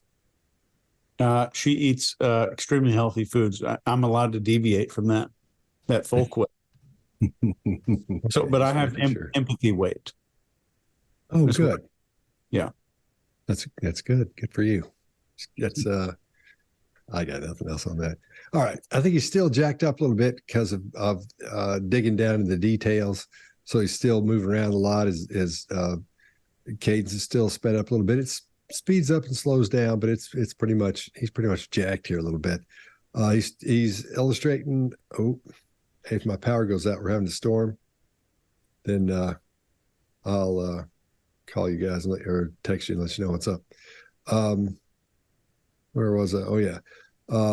He's illustrating for the most part, just like he has been when the stress ramps up a little bit. And if the sound was off, you'd know what was happening here. You'd know someone, oh, that guy's explaining something or teaching this guy something that's important, because that's how our brains work. You're saying, oh, I know what's happening there. It's that basic of what's happened there. As he's going through and he's saying this, and his head comes forward as he's making his point on things and turning things around. He's illustrating his points with that. And he wants to make sure everything is super clear and super clean.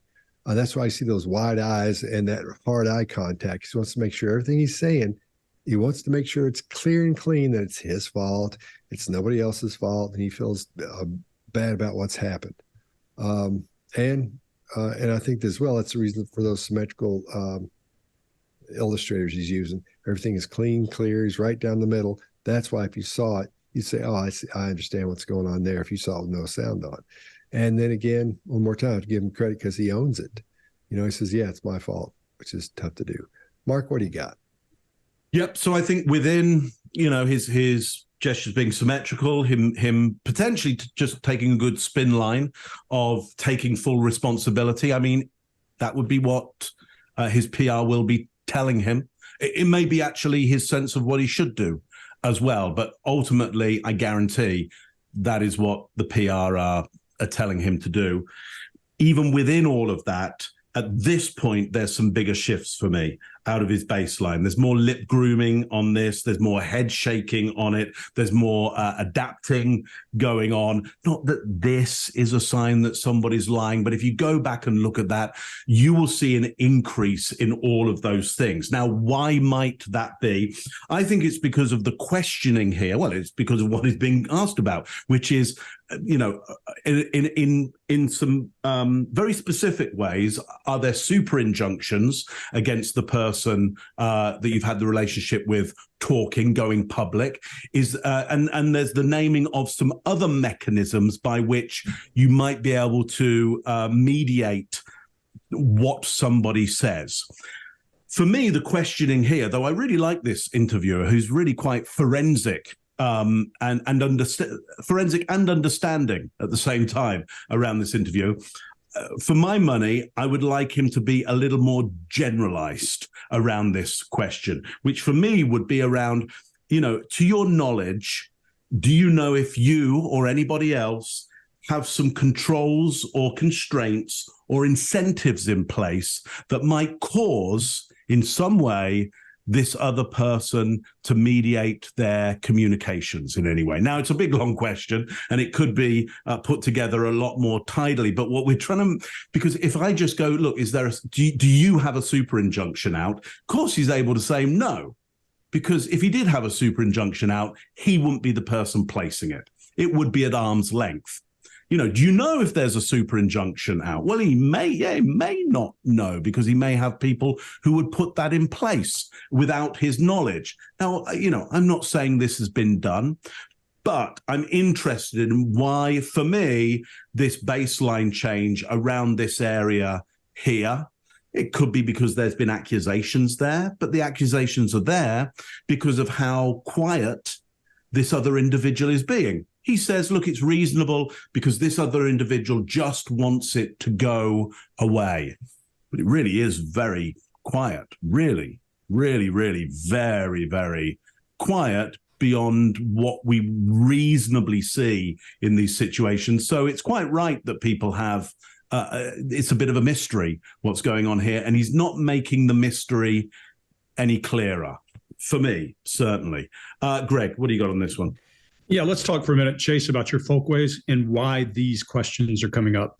Because those folkways are not just macro things. Those things are also micro things. So among the four of us, we have folkways. Among the four of us, we have what is acceptable and what isn't. And if you have a third grader who is setting all the rules for everybody, who has absolute and dominant power, that's probably going to be a pretty messed up bunch of folkways, a pretty messed up bunch of rules for society. And what they're trying to get at is, are there rules, hidden rules, when they're talking about toxicity, when they're talking about these non-NDAs, non-disclosure agreements, we talk about all these things. They're trying to find out behind closed doors what's going on. So that's powerful, because if you ever want to see what can happen to people, go watch any of the things where people are in captivity. Actually, a cult is a great example, because when there are no outside inputs to the things that Chase is talking about, and a guy gets to raise his hand and set all of those, you emulate the captor and you start to behave like the captor. When I worked SEER, we would find guys mimicking our conversation style that we intentionally spoke in a weird pattern to see that it was impacting them. So there's a powerful thing that can be going on behind the curtain, and the guy may go, hey, everything's okay here, everything's flat. He may say the same thing because he doesn't know something is wrong because everybody around him is behaving the same way. So it's an important chase. Like, you can't drive that point any better than you have. But that is more dangerous the smaller the group becomes and the more sequestered the group becomes. So what we're seeing here, I agree with you. I'm not sure that's not just grooming his lips, to use a poor word for this show, but grooming his lips for the show, but he does lick his lips. And the timing of every one of his answers, Scott, I think I'm on with you. If you turn the sound off, the timing of his answers, the way he moves his head, the way he uses his words, the way his pattern strikes, his illustrators, they're all there.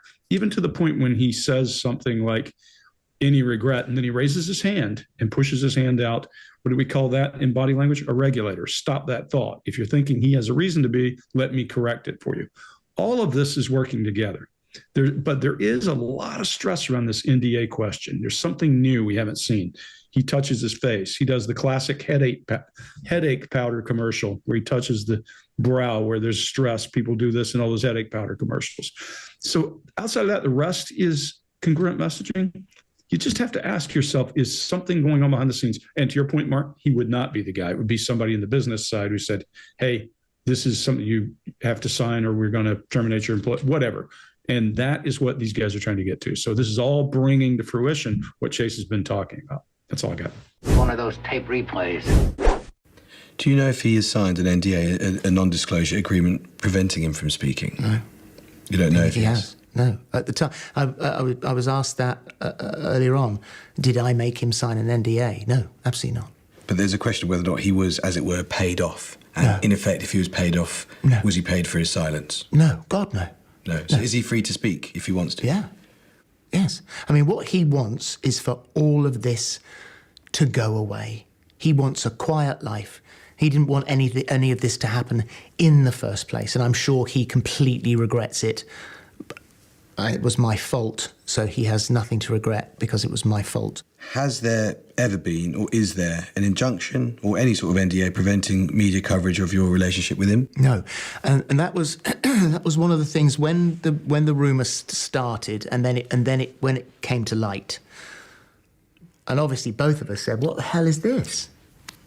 I don't know. I said, "Well, it'll go away. I'm sure it'll go away." And then it started to grow legs, and it got bigger and bigger. It was said there was a super injunction. It was said I'd got him fired or moved on. All completely untrue.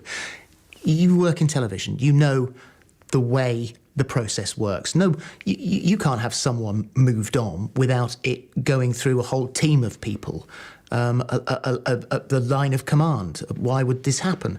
I actually spoke to him the night before, or texted, either the night before or the morning of. I came out and said, I'm going to come out tomorrow. And he said, "Oh my God, amazing! God, that's brave. Well done. I hope it goes okay." So, he knew about that. He was never gonna out me. We were still mates. And I think at the time it was written that the Sun were going to out me. Well, A, they weren't, and B, that's illegal. So all of these things started to grow. It got bigger and it got bigger and it got bigger. If you talk about cults a lot, Greg, there's a comedian named Kurt Metzger, and he grew up in a religious cult. I won't get into the details of it, but if we ever do one on cults, we should have him on and have him talk about that, because he understands it in depth, the way those things I want us to do a cult leader one. Just pick 4 cult leaders and we go through them and show their commonality, because there's commonality in them. We should do that. Yeah, let's do that. People would say, some people are saying, have said, that it stretches credulity to suggest that people at the top of ITV wouldn't have known about your relationship with this young man. It was pretty well known that the two of you were close, and people had specifically raised this with the bosses of ITV. And people say it's quite a short journey from that to saying they should have done a proper and more thorough investigation and they should have got to the truth. Isn't that a reasonable thing for people to say, given we're talking about abuse of power potentially, given we're talking about workplace culture in an era where workplace culture is under the spotlight as never before? Yes, yeah. They should have, okay. Yeah, yeah. And you've been very clear about something else which you want to correct, which is, let me ask you directly, did you speak to anyone at all at ITV about moving this young man onto another programme? Absolutely, categorically not. He was a really good colleague, runner, like very good. And so he applied to go to Loose Women and got the job entirely on his own merits. And I can remember him coming to me and saying, mate, I'm going to Loose Women. I said, that's fantastic. That's so the brilliant. suggestion that ITV moved him to solve a problem that they had festering on this morning is untrue. I do not believe there is any truth in that at all. Okay. All right, Greg, what do you got? So here we see, this is the accusation that something's going on behind the scenes and that it's incredible that there couldn't be something going on. They wouldn't know. So his breathing rate goes up, his barriers are increased. Now, Mark, he's protecting a joint. I'll let you talk about that, but he's grabbing his wrist and he's milling his fingers and adapting, releasing nervous energy. Now, we haven't seen that up to now. This is a polished guy who has done this forever, and he knows how to hide all that, but he can't seem to here. And then if you see his head is leaned back, I think the reason his head is leaned back is because his body's gotten smaller. He's turtling, and his head is leaned back so he can do data intake. But he does confirming nods as he is reading the reasons, and as he's read the reasons why this must be a big deal. And then he does a breathy yes. His brow is up. He does a nervous short stroke head movement in confirmation. Yeah, it shouldn't have happened. Then he goes to a great head movement as an illustrator for absolutely not, which sounds believable because the cadence and tone matches movement. I think he was, when you hear him dancing around, he was a really good, listen to that pause, boop, boop, boop, boop, boop, changing words. What did he call him? He called him a colleague, and then he had to find a new word, a runner. I think he was dangerously close to feeling awkward with his wording, and his brain went into squirrel in the road trying to figure out the right words not to entrap himself in some kind of wrong language. Not I think he's lying, just I think he made a stupid mistake in saying he was a good dude, and people might perceive him as something other than what he was trying to say. Chase, what do you got? Yeah, totally agree. And we learn super early to suppress stuff. In elementary school, we hide career aspirations if we want to do something ridiculous. Boys are taught crying is weakness. Girls get taught they have to always be nice and agreeable no matter what. We all get taught at light speed to hide our insecurities. These are typically a few things: a fear of rejection, trying to model adult behavior, wanting to please adults, feeling like nobody else feels the same as us. And finally, and I think most important, is avoiding ridicule. So imagine you're kind of feeling something deep inside, like maybe an attraction towards the same sex, but your society's rule book says that's not part of the game. Well, you might start hiding that, stuffing it down, but thinking that you're shutting it down. Stuffing it down is different than shutting it down. But we confuse that, especially when we're younger. Here's where things get really rough. So hiding who you truly are can brew up this incredible storm inside of a person that's a little bit of shame, maybe some anxiety, but it's more like an acid. And over time, it just eats away at happiness and your self-esteem, your ability to just be present. And depression is just almost a guarantee at this point. And here's the kicker. Without understanding where all this is coming from, because we're not cognizant of all of this stuff yet, without seeing that invisible rule book, people are just scratching their head, feeling all of this depression or pain or whatever, and they can't figure out why. It's like fighting a person that you can't see. So we need to, I wanted to shine a light on these social norms and folkways, because I think understanding them is 100% the first step in just dealing with that corrosive shame and just healing from the inside out. I hope Philip gets a chance to even see this. Greg? Sorry, Mark. Yeah. So I think in my mind, what you're hinting at there, Chase, is suppression lying? If I suppress something, consciously or maybe unconsciously, is it the same as barefaced lying? Because I think what everybody's going to be, who certainly know this situation, certainly the majority of the British public who are watching this, are going to go, hang on, we got somebody here who has most likely lied continually to his family. Maybe the family knew and they have suppressed that themselves. Maybe they kind of knew, maybe they knew entirely, and it's been a rule that nobody talks about what's really going on in his sexuality and relationships. So he's potentially lied to his family. He's lied to Holly, somebody he says is his on-screen sister. Holly seems incredibly upset by this. It seems, maybe quite genuine that she's going, hang on, he's lied to me once, twice, three, many, many times now. So that's upsetting. And so can we ourselves actually see if this person is lying or not, or being deceptive or not, because potentially he is brilliant at it? I can't answer that question to you, because what we're doing is looking at the evidence that we have, looking at what we see, and giving you our best commentary, our best analysis of that for you to add to your intelligence system so you can make better choices for you. I have my own ideas, but just like you, my intelligence is limited. I don't have all the information. I'm just always trying to get more of the information and analyze that.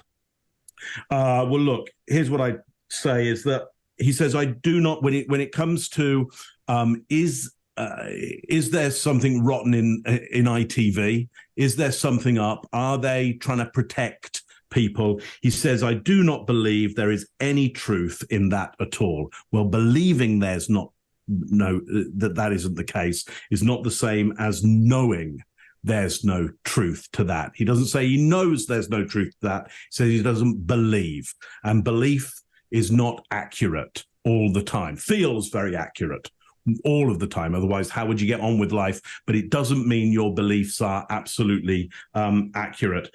One last thing on this, Chase, that I think you're hinting towards, which is when a code is broken, who must be saved? Who is at the top of the hierarchy, who must be saved at all costs? I think what the British public are going is did ITV try to save Philip at the top of that hierarchy and fail to do that? And now, is he trying to save the top of the hierarchy of ITV? Because ultimately, they hold his career in their hands. They are the people who could say, you know what, the British people forgive you, Phil. Come back, Phil. All is forgiven. Let's start your career again. The government have said, bring me the head of ITV. And it seems like the head of ITV is still attached to their body. And so it seems like it would be unwise for Philip to throw anybody under the bus who's in the hierarchy of ITV. I don't believe there's any truth to that, he says. Well, that would be important for him, I think, to say that at this point, because here is somebody who clearly has worked incredibly hard on their career and wouldn't just want to give it up for just a moment. He says all it was a moment. He was under extreme psychological stress. We need to think about the blameless victim over here, and it was just a moment in my life. At the same time as I think there's some sincerity in what he says, there's some damn good spin in that as well, some class spin going on. Scott, what you got on this one? I think that Bill is a great, not just a great interview, but I think he knows how to do this because he knows this is a really important part, and there is zero pushback on this. That part where he says, yeah, and it's whispered. Man, that's he's showing I'm wide open. You can ask me anything you want to do. You want to ask me, here's the way things lay out. He's not hiding anything, I don't think, here. And we're seeing another example of what I call those confirmation nods. A lot of times people say when someone's doing this, but they're saying, yes, here's what we went and did, whatever it was, or this happened. It's like, I can't believe this happened, man. But here's what happened. And you'll see the words, they'll go in time and almost lockstep with the words they're talking about. Sometimes they don't, but they're really big when they're like that. But when they're really small, those are the ones you want to look out for when it's the opposite of what they're saying. Like if they say, "Did you do that?" and they go, "No," you can barely see that head moving up and down. And that's from Paul Ekman. Those are the ones you want to pay attention to. If they say yes, and that head goes back and forth just a little bit, that's what you're looking for. If they go, "Yes, I did it," when they're shaking their head no, that's a confirmation of, "Yes, I did it. Listen to me. I know it's unbelievable, but listen to, I did it." That's the difference in those things. I think that's really important because I read a lot of the comments, and quite often the comments people say, "Oh, he shook his head when he was saying yes. He's shaking his head no, so he's lying." That's true, it's a cue to look for in some situations. But when it's really small, that's when you can pretty much call that and go, "Oh, we need to look at that and group that with see if there are any clusters around that and start making decisions." Because we're not seeing one thing and making a decision, or two or three things and going, this means that. We're taking the whole thing and looking at it from the beginning to the end, and then look at these clusters within that big picture. A lot of people ask about that as well. So that's what's happening there when we're pointing things out. Keep in mind, we're looking for more than just one thing. And you'll hear us say that. If there's just one, you can say, "I don't know, just the one shoulder shrug with nothing else around it. So it makes me think he's not being deceptive. He's just unsure." But if we saw several other things with that, then we say that might possibly be deception. We never go, "That's for dang sure deception."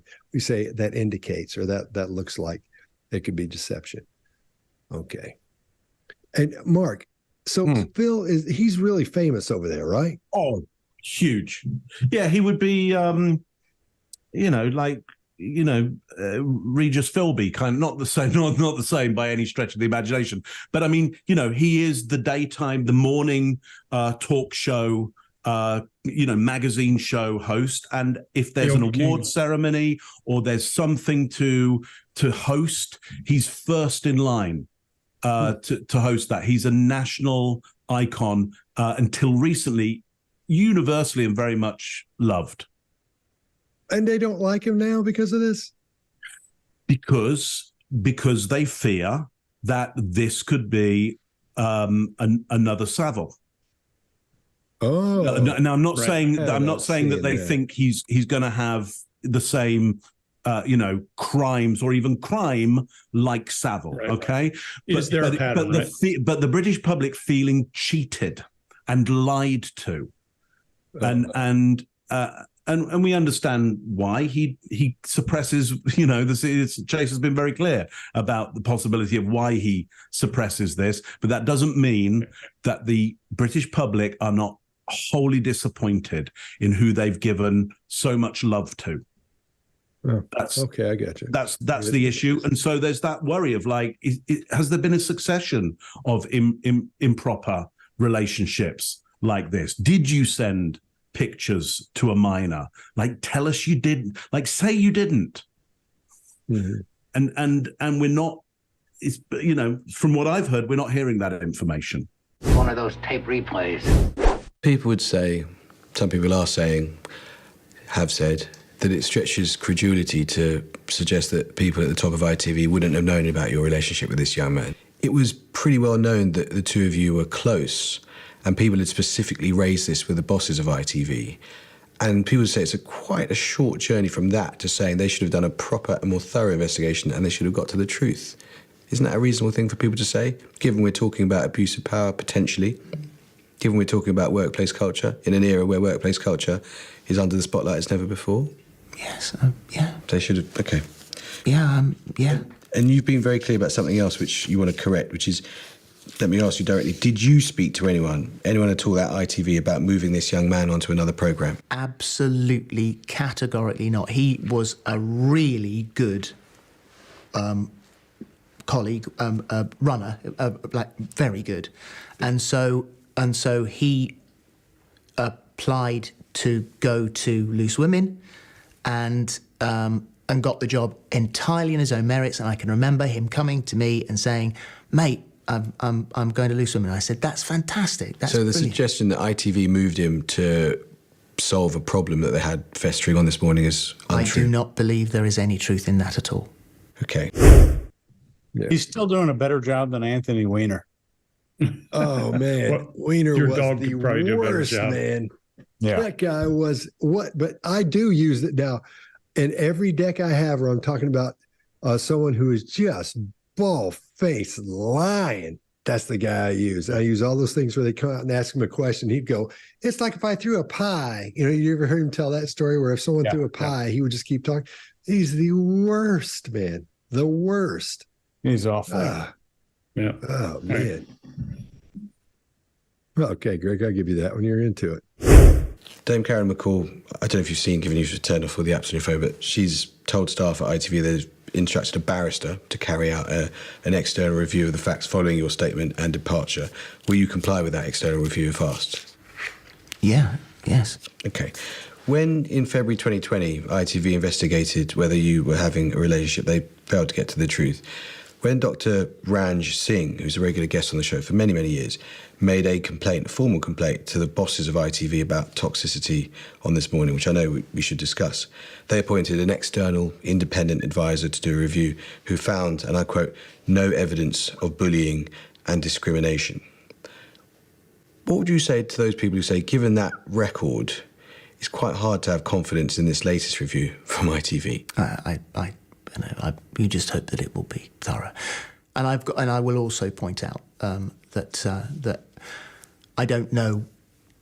Some people perhaps may be toxic and see toxicity everywhere because that's the lens that they're looking at the world.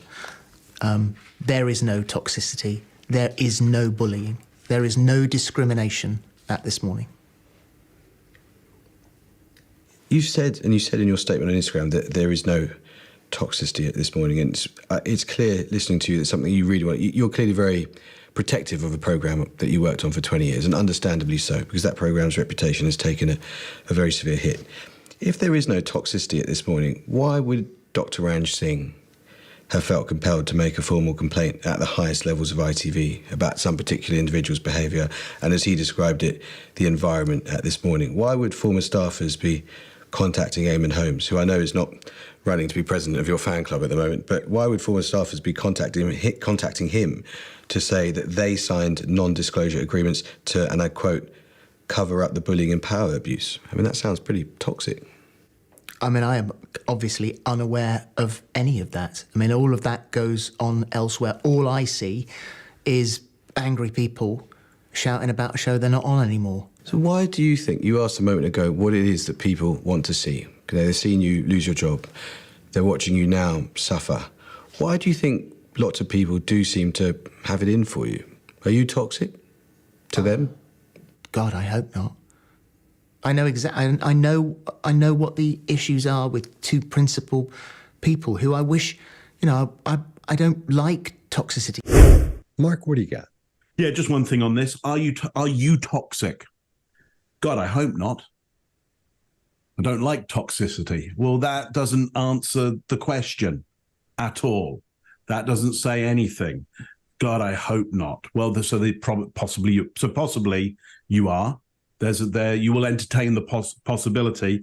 And I don't like toxicity. Well, that doesn't mean that you're not part of it and you don't let it happen or you don't create it yourself. So I don't like that as an answer. Are you toxic? No, would be a better answer to that for him. Greg, what do you got on this one? So, Mark, for me, toxicity can be defined in lots of ways by lots of people. If I'm a minion, toxicity is much different than if I'm in charge. So there's a possibility. I would agree with you. And he's kind of turtled up until that question comes. When they ask him, is he toxic? You see him kind of rise out of that. And he comes up and he says, some people see toxicity where there's no bullying at This Morning. And then as he starts to go back at him about the power and abuse, you see him. Pay attention to him. His eyes flare. They actually raise up pretty tightly, and then one brow rises. That, for me, is pre-aggression, not pre-conflict, not pre-physical aggression. But if I see a person doing that, I'm probably going to expect they're going to retaliate in some way verbally about something I just said. That might indicate that is a lead-in for how he is going to go at somebody and answer their question. And then he just avoids the question. I agree with you. I don't like toxicity. Did you run the red light? Were you exceeding the speed limit? I don't like speed limits. Hope not. I hope not. You didn't answer any questions, Mark. I'm with you. That makes me uncomfortable. And then if you add to that a layer of how do we define toxicity? Toxicity is different at different levels of the organization. Scott, what do you got? Yeah, this is the first time it got iffy on me here, because up to now I've been thinking, everything looks really, really good. But here, I think this is one of those places where he's being super careful. And at that first part where he's barely shaking his head no, goes back to what I was saying earlier. That could be that there might be something there. There might be something there, but I'm not sure. I can't tell, because at this point I'm like, I've seen so much honesty, what I believe to be honesty from this guy. It's tough to go, okay, well, he's not being honest about this. As interrogators, we know that happens and we see that all the time. But in this case, that's a tough call there at first. That's a tough thing, but he's hedging something in there. He's watching what he says in there. And I think that once he comes out, it totally gets that head cocked. I think he's showing him that he's listening. He's trying to be open again, because he got real quiet at first. Everything kind of, he was holding back, and he was talking a little bit and he would hold back. So I think he's trying to seem like he's open one more time. Chase, what do you got? So a lot of this is about something psychologists call Schadenfreude, which is a German Freud. Yeah. No, it's Freude. Freude? Schadenfreude? I asked a German. Pronounce it. Oh, okay. Because it was in a TV show I watched. They said it's Schadenfreude. So it tells you what I know about it. So this is just when we take pleasure in somebody else's misfortune, particularly somebody in power. So it's not something, of course, we're proud of, but it happens. And when it comes to celebrities, it's easier to dehumanize them, see them as characters instead of real people. So watching their downfall is almost like a reality show drama. But we forget it's not a show. It's like a person's real life that we're talking about. So now let's talk about a couple of celebrities, or a couple of criticizing celebrities can kind of spark mob mentality. Just humans by nature are social creatures, and we look to other people to gauge how we should react, which is called social proof. So when we see other people, like people we admire or respect, acting in a certain way, like just beating the crap out of somebody, and we'll jump right in on it. And this is the safety in numbers kind of approach here. And the more I think the more vulnerable a person becomes, the easier it is for us to pile onto those people. And it's the snowball effect. So once criticisms start rolling and the more people get caught up in it, it just keeps on going. So next time you see a celebrity maybe facing a downfall, unless it's who, think about this. Why would we all pile onto a public figure like this? So number one, it levels the playing field. So in our culture that promotes comparison and competition, people tend to feel like they're just leveling some kind of social hierarchy. Number two, I think, is resentment and envy.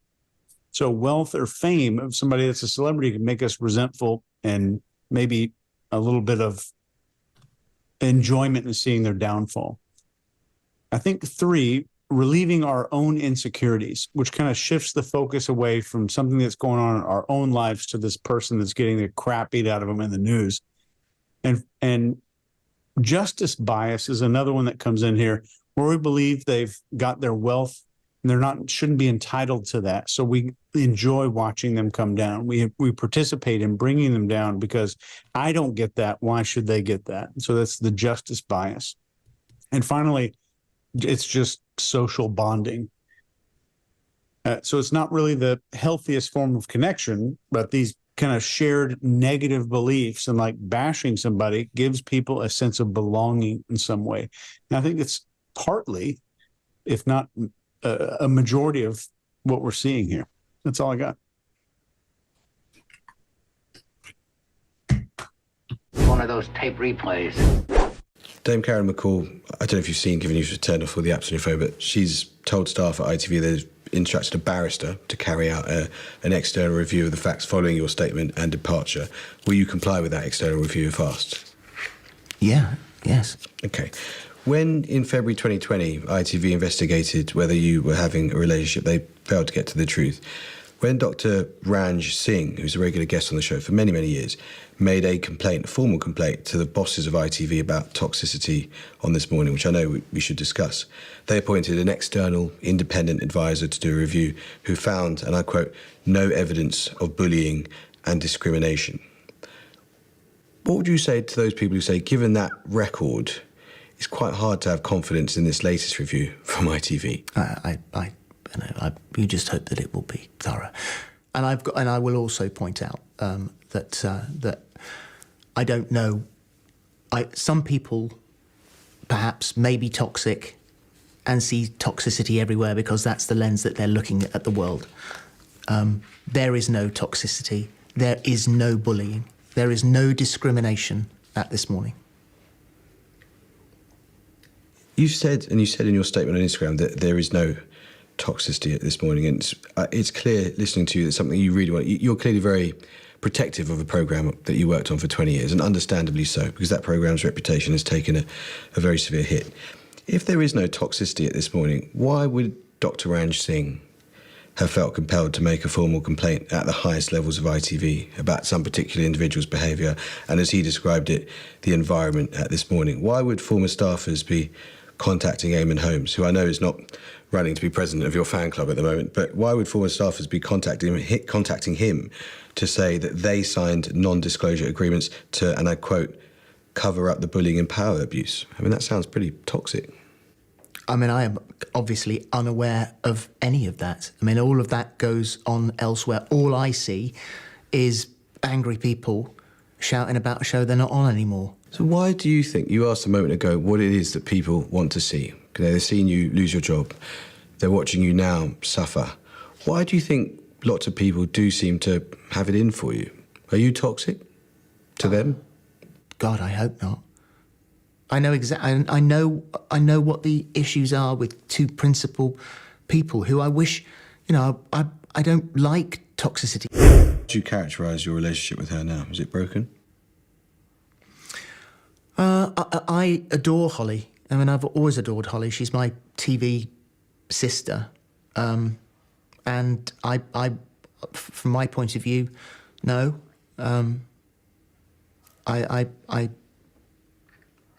I don't have a problem with Holly at all. What would you say to her, given that she's doubtless listening to you now? What would you say to her about, maybe publicly, that you said privately, about how you'd like to apologise and your hopes for mending that relationship? I would say to everyone, I would say to my family, my friends, my work colleagues, the public, to ITV, to my management company, to everyone that I lied to. I am desperately, desperately sorry.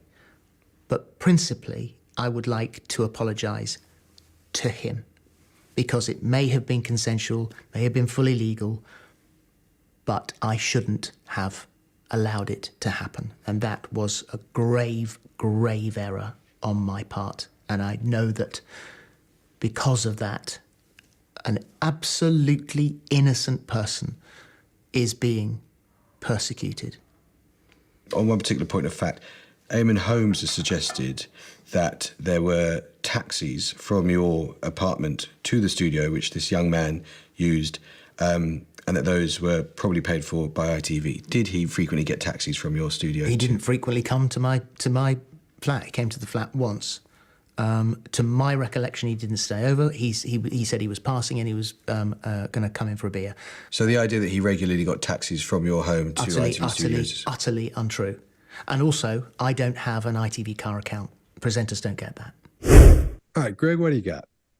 Okay, now he goes back to this thing that happened in that dressing room earlier. We see his recall change. Remember, his recall for Baseline for any information we asked him was going to his right. Auditory, visual, going to his right, his right. Now we ask him a question about Holly. Boom, boom, boom. His eyes go to his left. Why? The same thing happened when he was saying, It just kind of happened in the dressing room. He was hedging about something. So we have a pretty good indicator that he's hedging in his response to this question. He says, I don't have a problem with her at all. That doesn't answer the question of whether she has a problem with him or not at all. He just avoided that.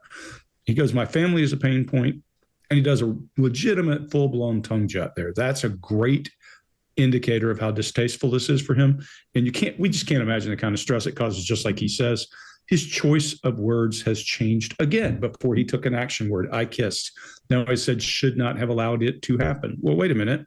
Now you're taking the passive role. We're going back and forth, and we're shifting levels of guilt and admission. This one makes me really uncomfortable with whether I'm getting facts or not. There's also a disclaimer at my recollection, he didn't stay over. Now we got a disclaimer. Now we're conditioning the question. I'd be suspicious about any detail about the affair. He's admitted he's guilty. I would be suspicious of when it happened, how it happened, because of this waffling and these disclaimers, but he puts it squarely in the field of guilt, and he's taking responsibility. Mark, what do you got? Yeah, again, doesn't really answer the question here. What would you say to her? This is Holly. I would say to everyone, well, no. What would you say specifically to her? Because this is your TV sister. This is when we have a relationship with Philip, we're doing that through Holly. When we have a relationship with Holly, we're doing that through Philip. That relationship is what makes some people's day. So to your point there, Chase, is like, are the British public envious of Schofield? I would say no, not at all. Disappointed, yes, because disappointment is the difference between what you expected and what you got. Delight is the difference between what you expected and what you got. If I got more than I expected, I'm delighted. If I got less than I expected, I'm disappointed. And when we've lived some of our lives and invested so much in this screen relationship, and it's felt true and real to us, and then he will not apologize directly, well, we're disappointed, because we think, was it all an act? Was everything that we invested in and watched, did you take us for a ride on this? And then we worry, have you taken us for a ride like other entertainers who had cover-ups around them have taken us for a ride? And then we start to get worried about our institutions. Has ITV taken us for a ride like the BBC took us for a ride with Savile?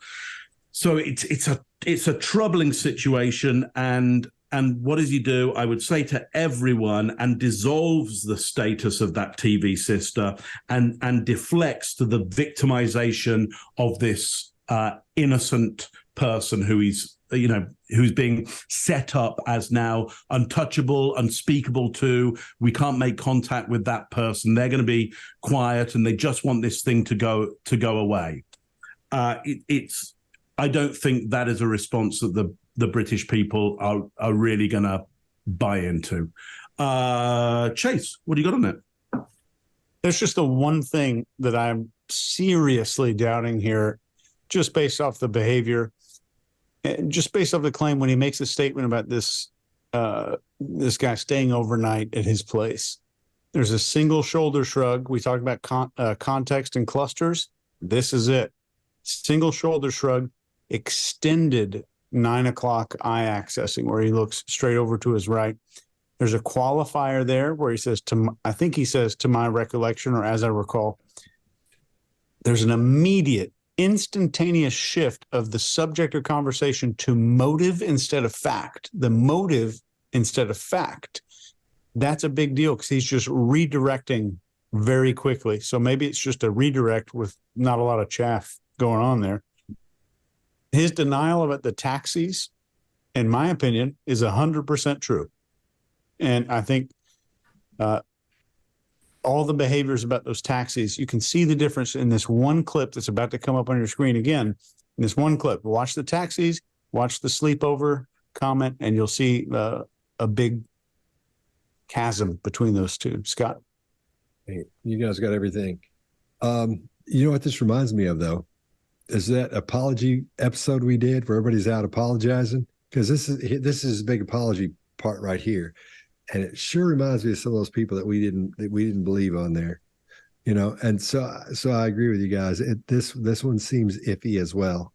There, it's simply because of everything everybody's talked about so far. He's hedging over this way. He's moving over this way. He's using qualifiers.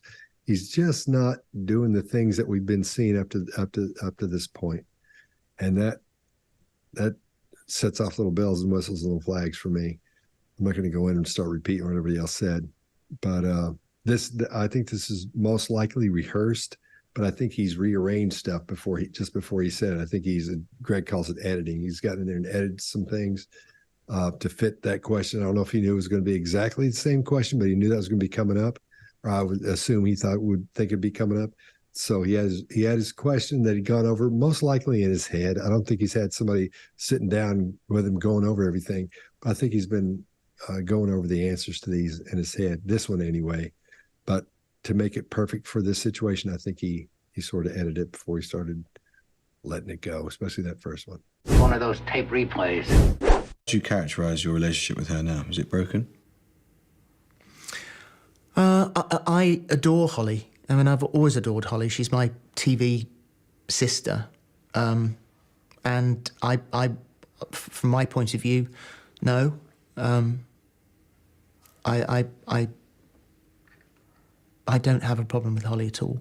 What would you say to her, given that she's doubtless listening to you now? What would you say to her about, maybe publicly, that you said privately, about how you'd like to apologise and your hopes for mending that relationship? I would say to everyone, I would say to my family, my friends, my work colleagues, the public, to ITV, to my management company, to everyone that I lied to, I am desperately, desperately sorry. But principally, I would like to apologise to him, because it may have been consensual, may have been fully legal, but I shouldn't have allowed it to happen. And that was a grave, grave error on my part. And I know that because of that, an absolutely innocent person is being persecuted. On one particular point of fact, Eamon Holmes has suggested that there were taxis from your apartment to the studio, which this young man used, and that those were probably paid for by ITV. Did he frequently get taxis from your studio? He didn't frequently come to my flat. He came to the flat once. To my recollection, he didn't stay over. He said he was passing and he was going to come in for a beer. So the idea that he regularly got taxis from your home to ITV studios... Utterly untrue. And also, I don't have an ITV car account. Presenters don't get that. Just one more thing. All right, Mark, what have you seen up to this point? What do you think's going on? Well, look, I think there's some spin going on. I think there is ultimately some honesty to him. I think there's some areas of the story which are skirted around, skirted over. There's a non-apology at the end. I think generally the British public would expect a little bit more. There's a possibility of redemption for him. He is such an institution.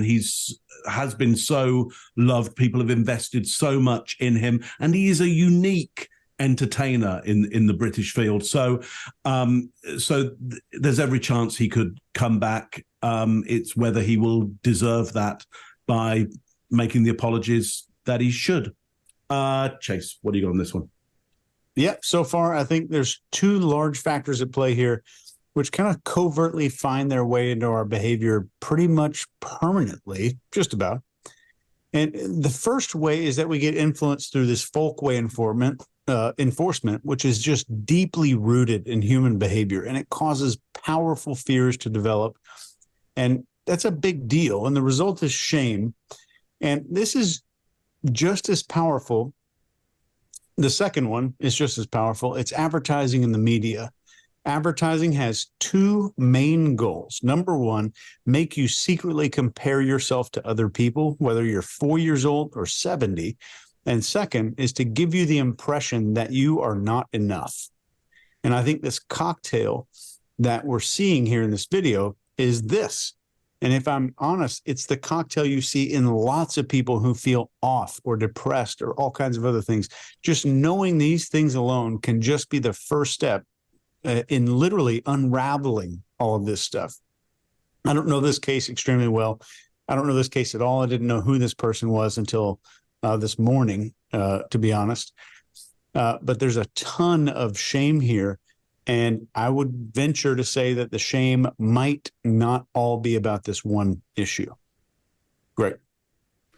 Yeah. So I would tell you, if today you identify yourself as a family person, man or woman, however you're tied, that you have children, that you are, best in your field, top of your field, loved by millions, and suddenly one of those things is found to be false, that becomes an underpinning. The same thing I showed you with Chase, where we're tearing up underpinnings or core being principles. Those things create personal extinction. And personal extinction is a real thing. People take their own life because they've lost image, they've lost the ability to fit into society.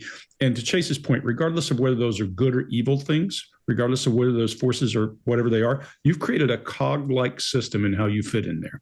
Every time you tear one of those teeth off, it makes you less certain about life. And if you take enough of them, people take their own lives as a result of it. So let's be cautious in remembering that. And we're talking about a person who is right at the edge of that, right at the edge of his whole definition of life has just been destroyed. So is he going to be protective of certain things? Absolutely. Those things are going to be things like family, like friends, like relationships and institutions.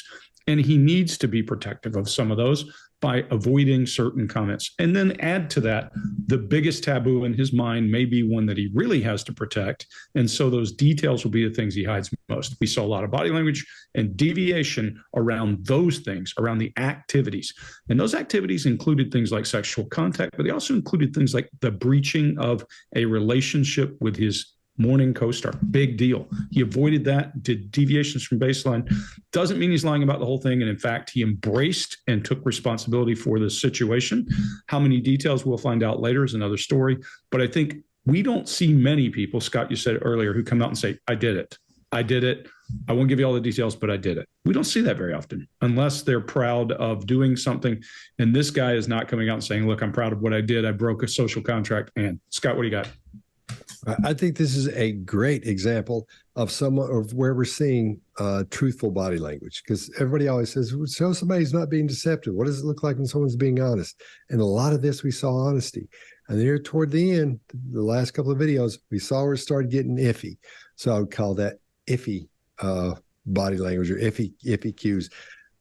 So it makes me suspect from some of the things that Mark was talking about earlier, how much of this is going on, how much has gone on, that type of thing.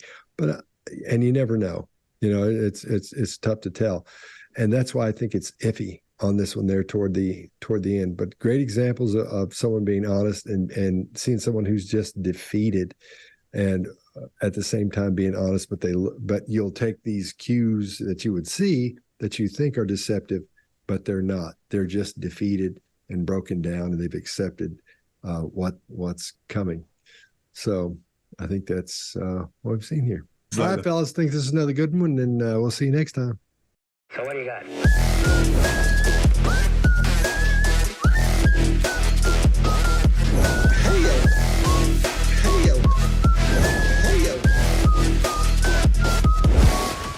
You know what?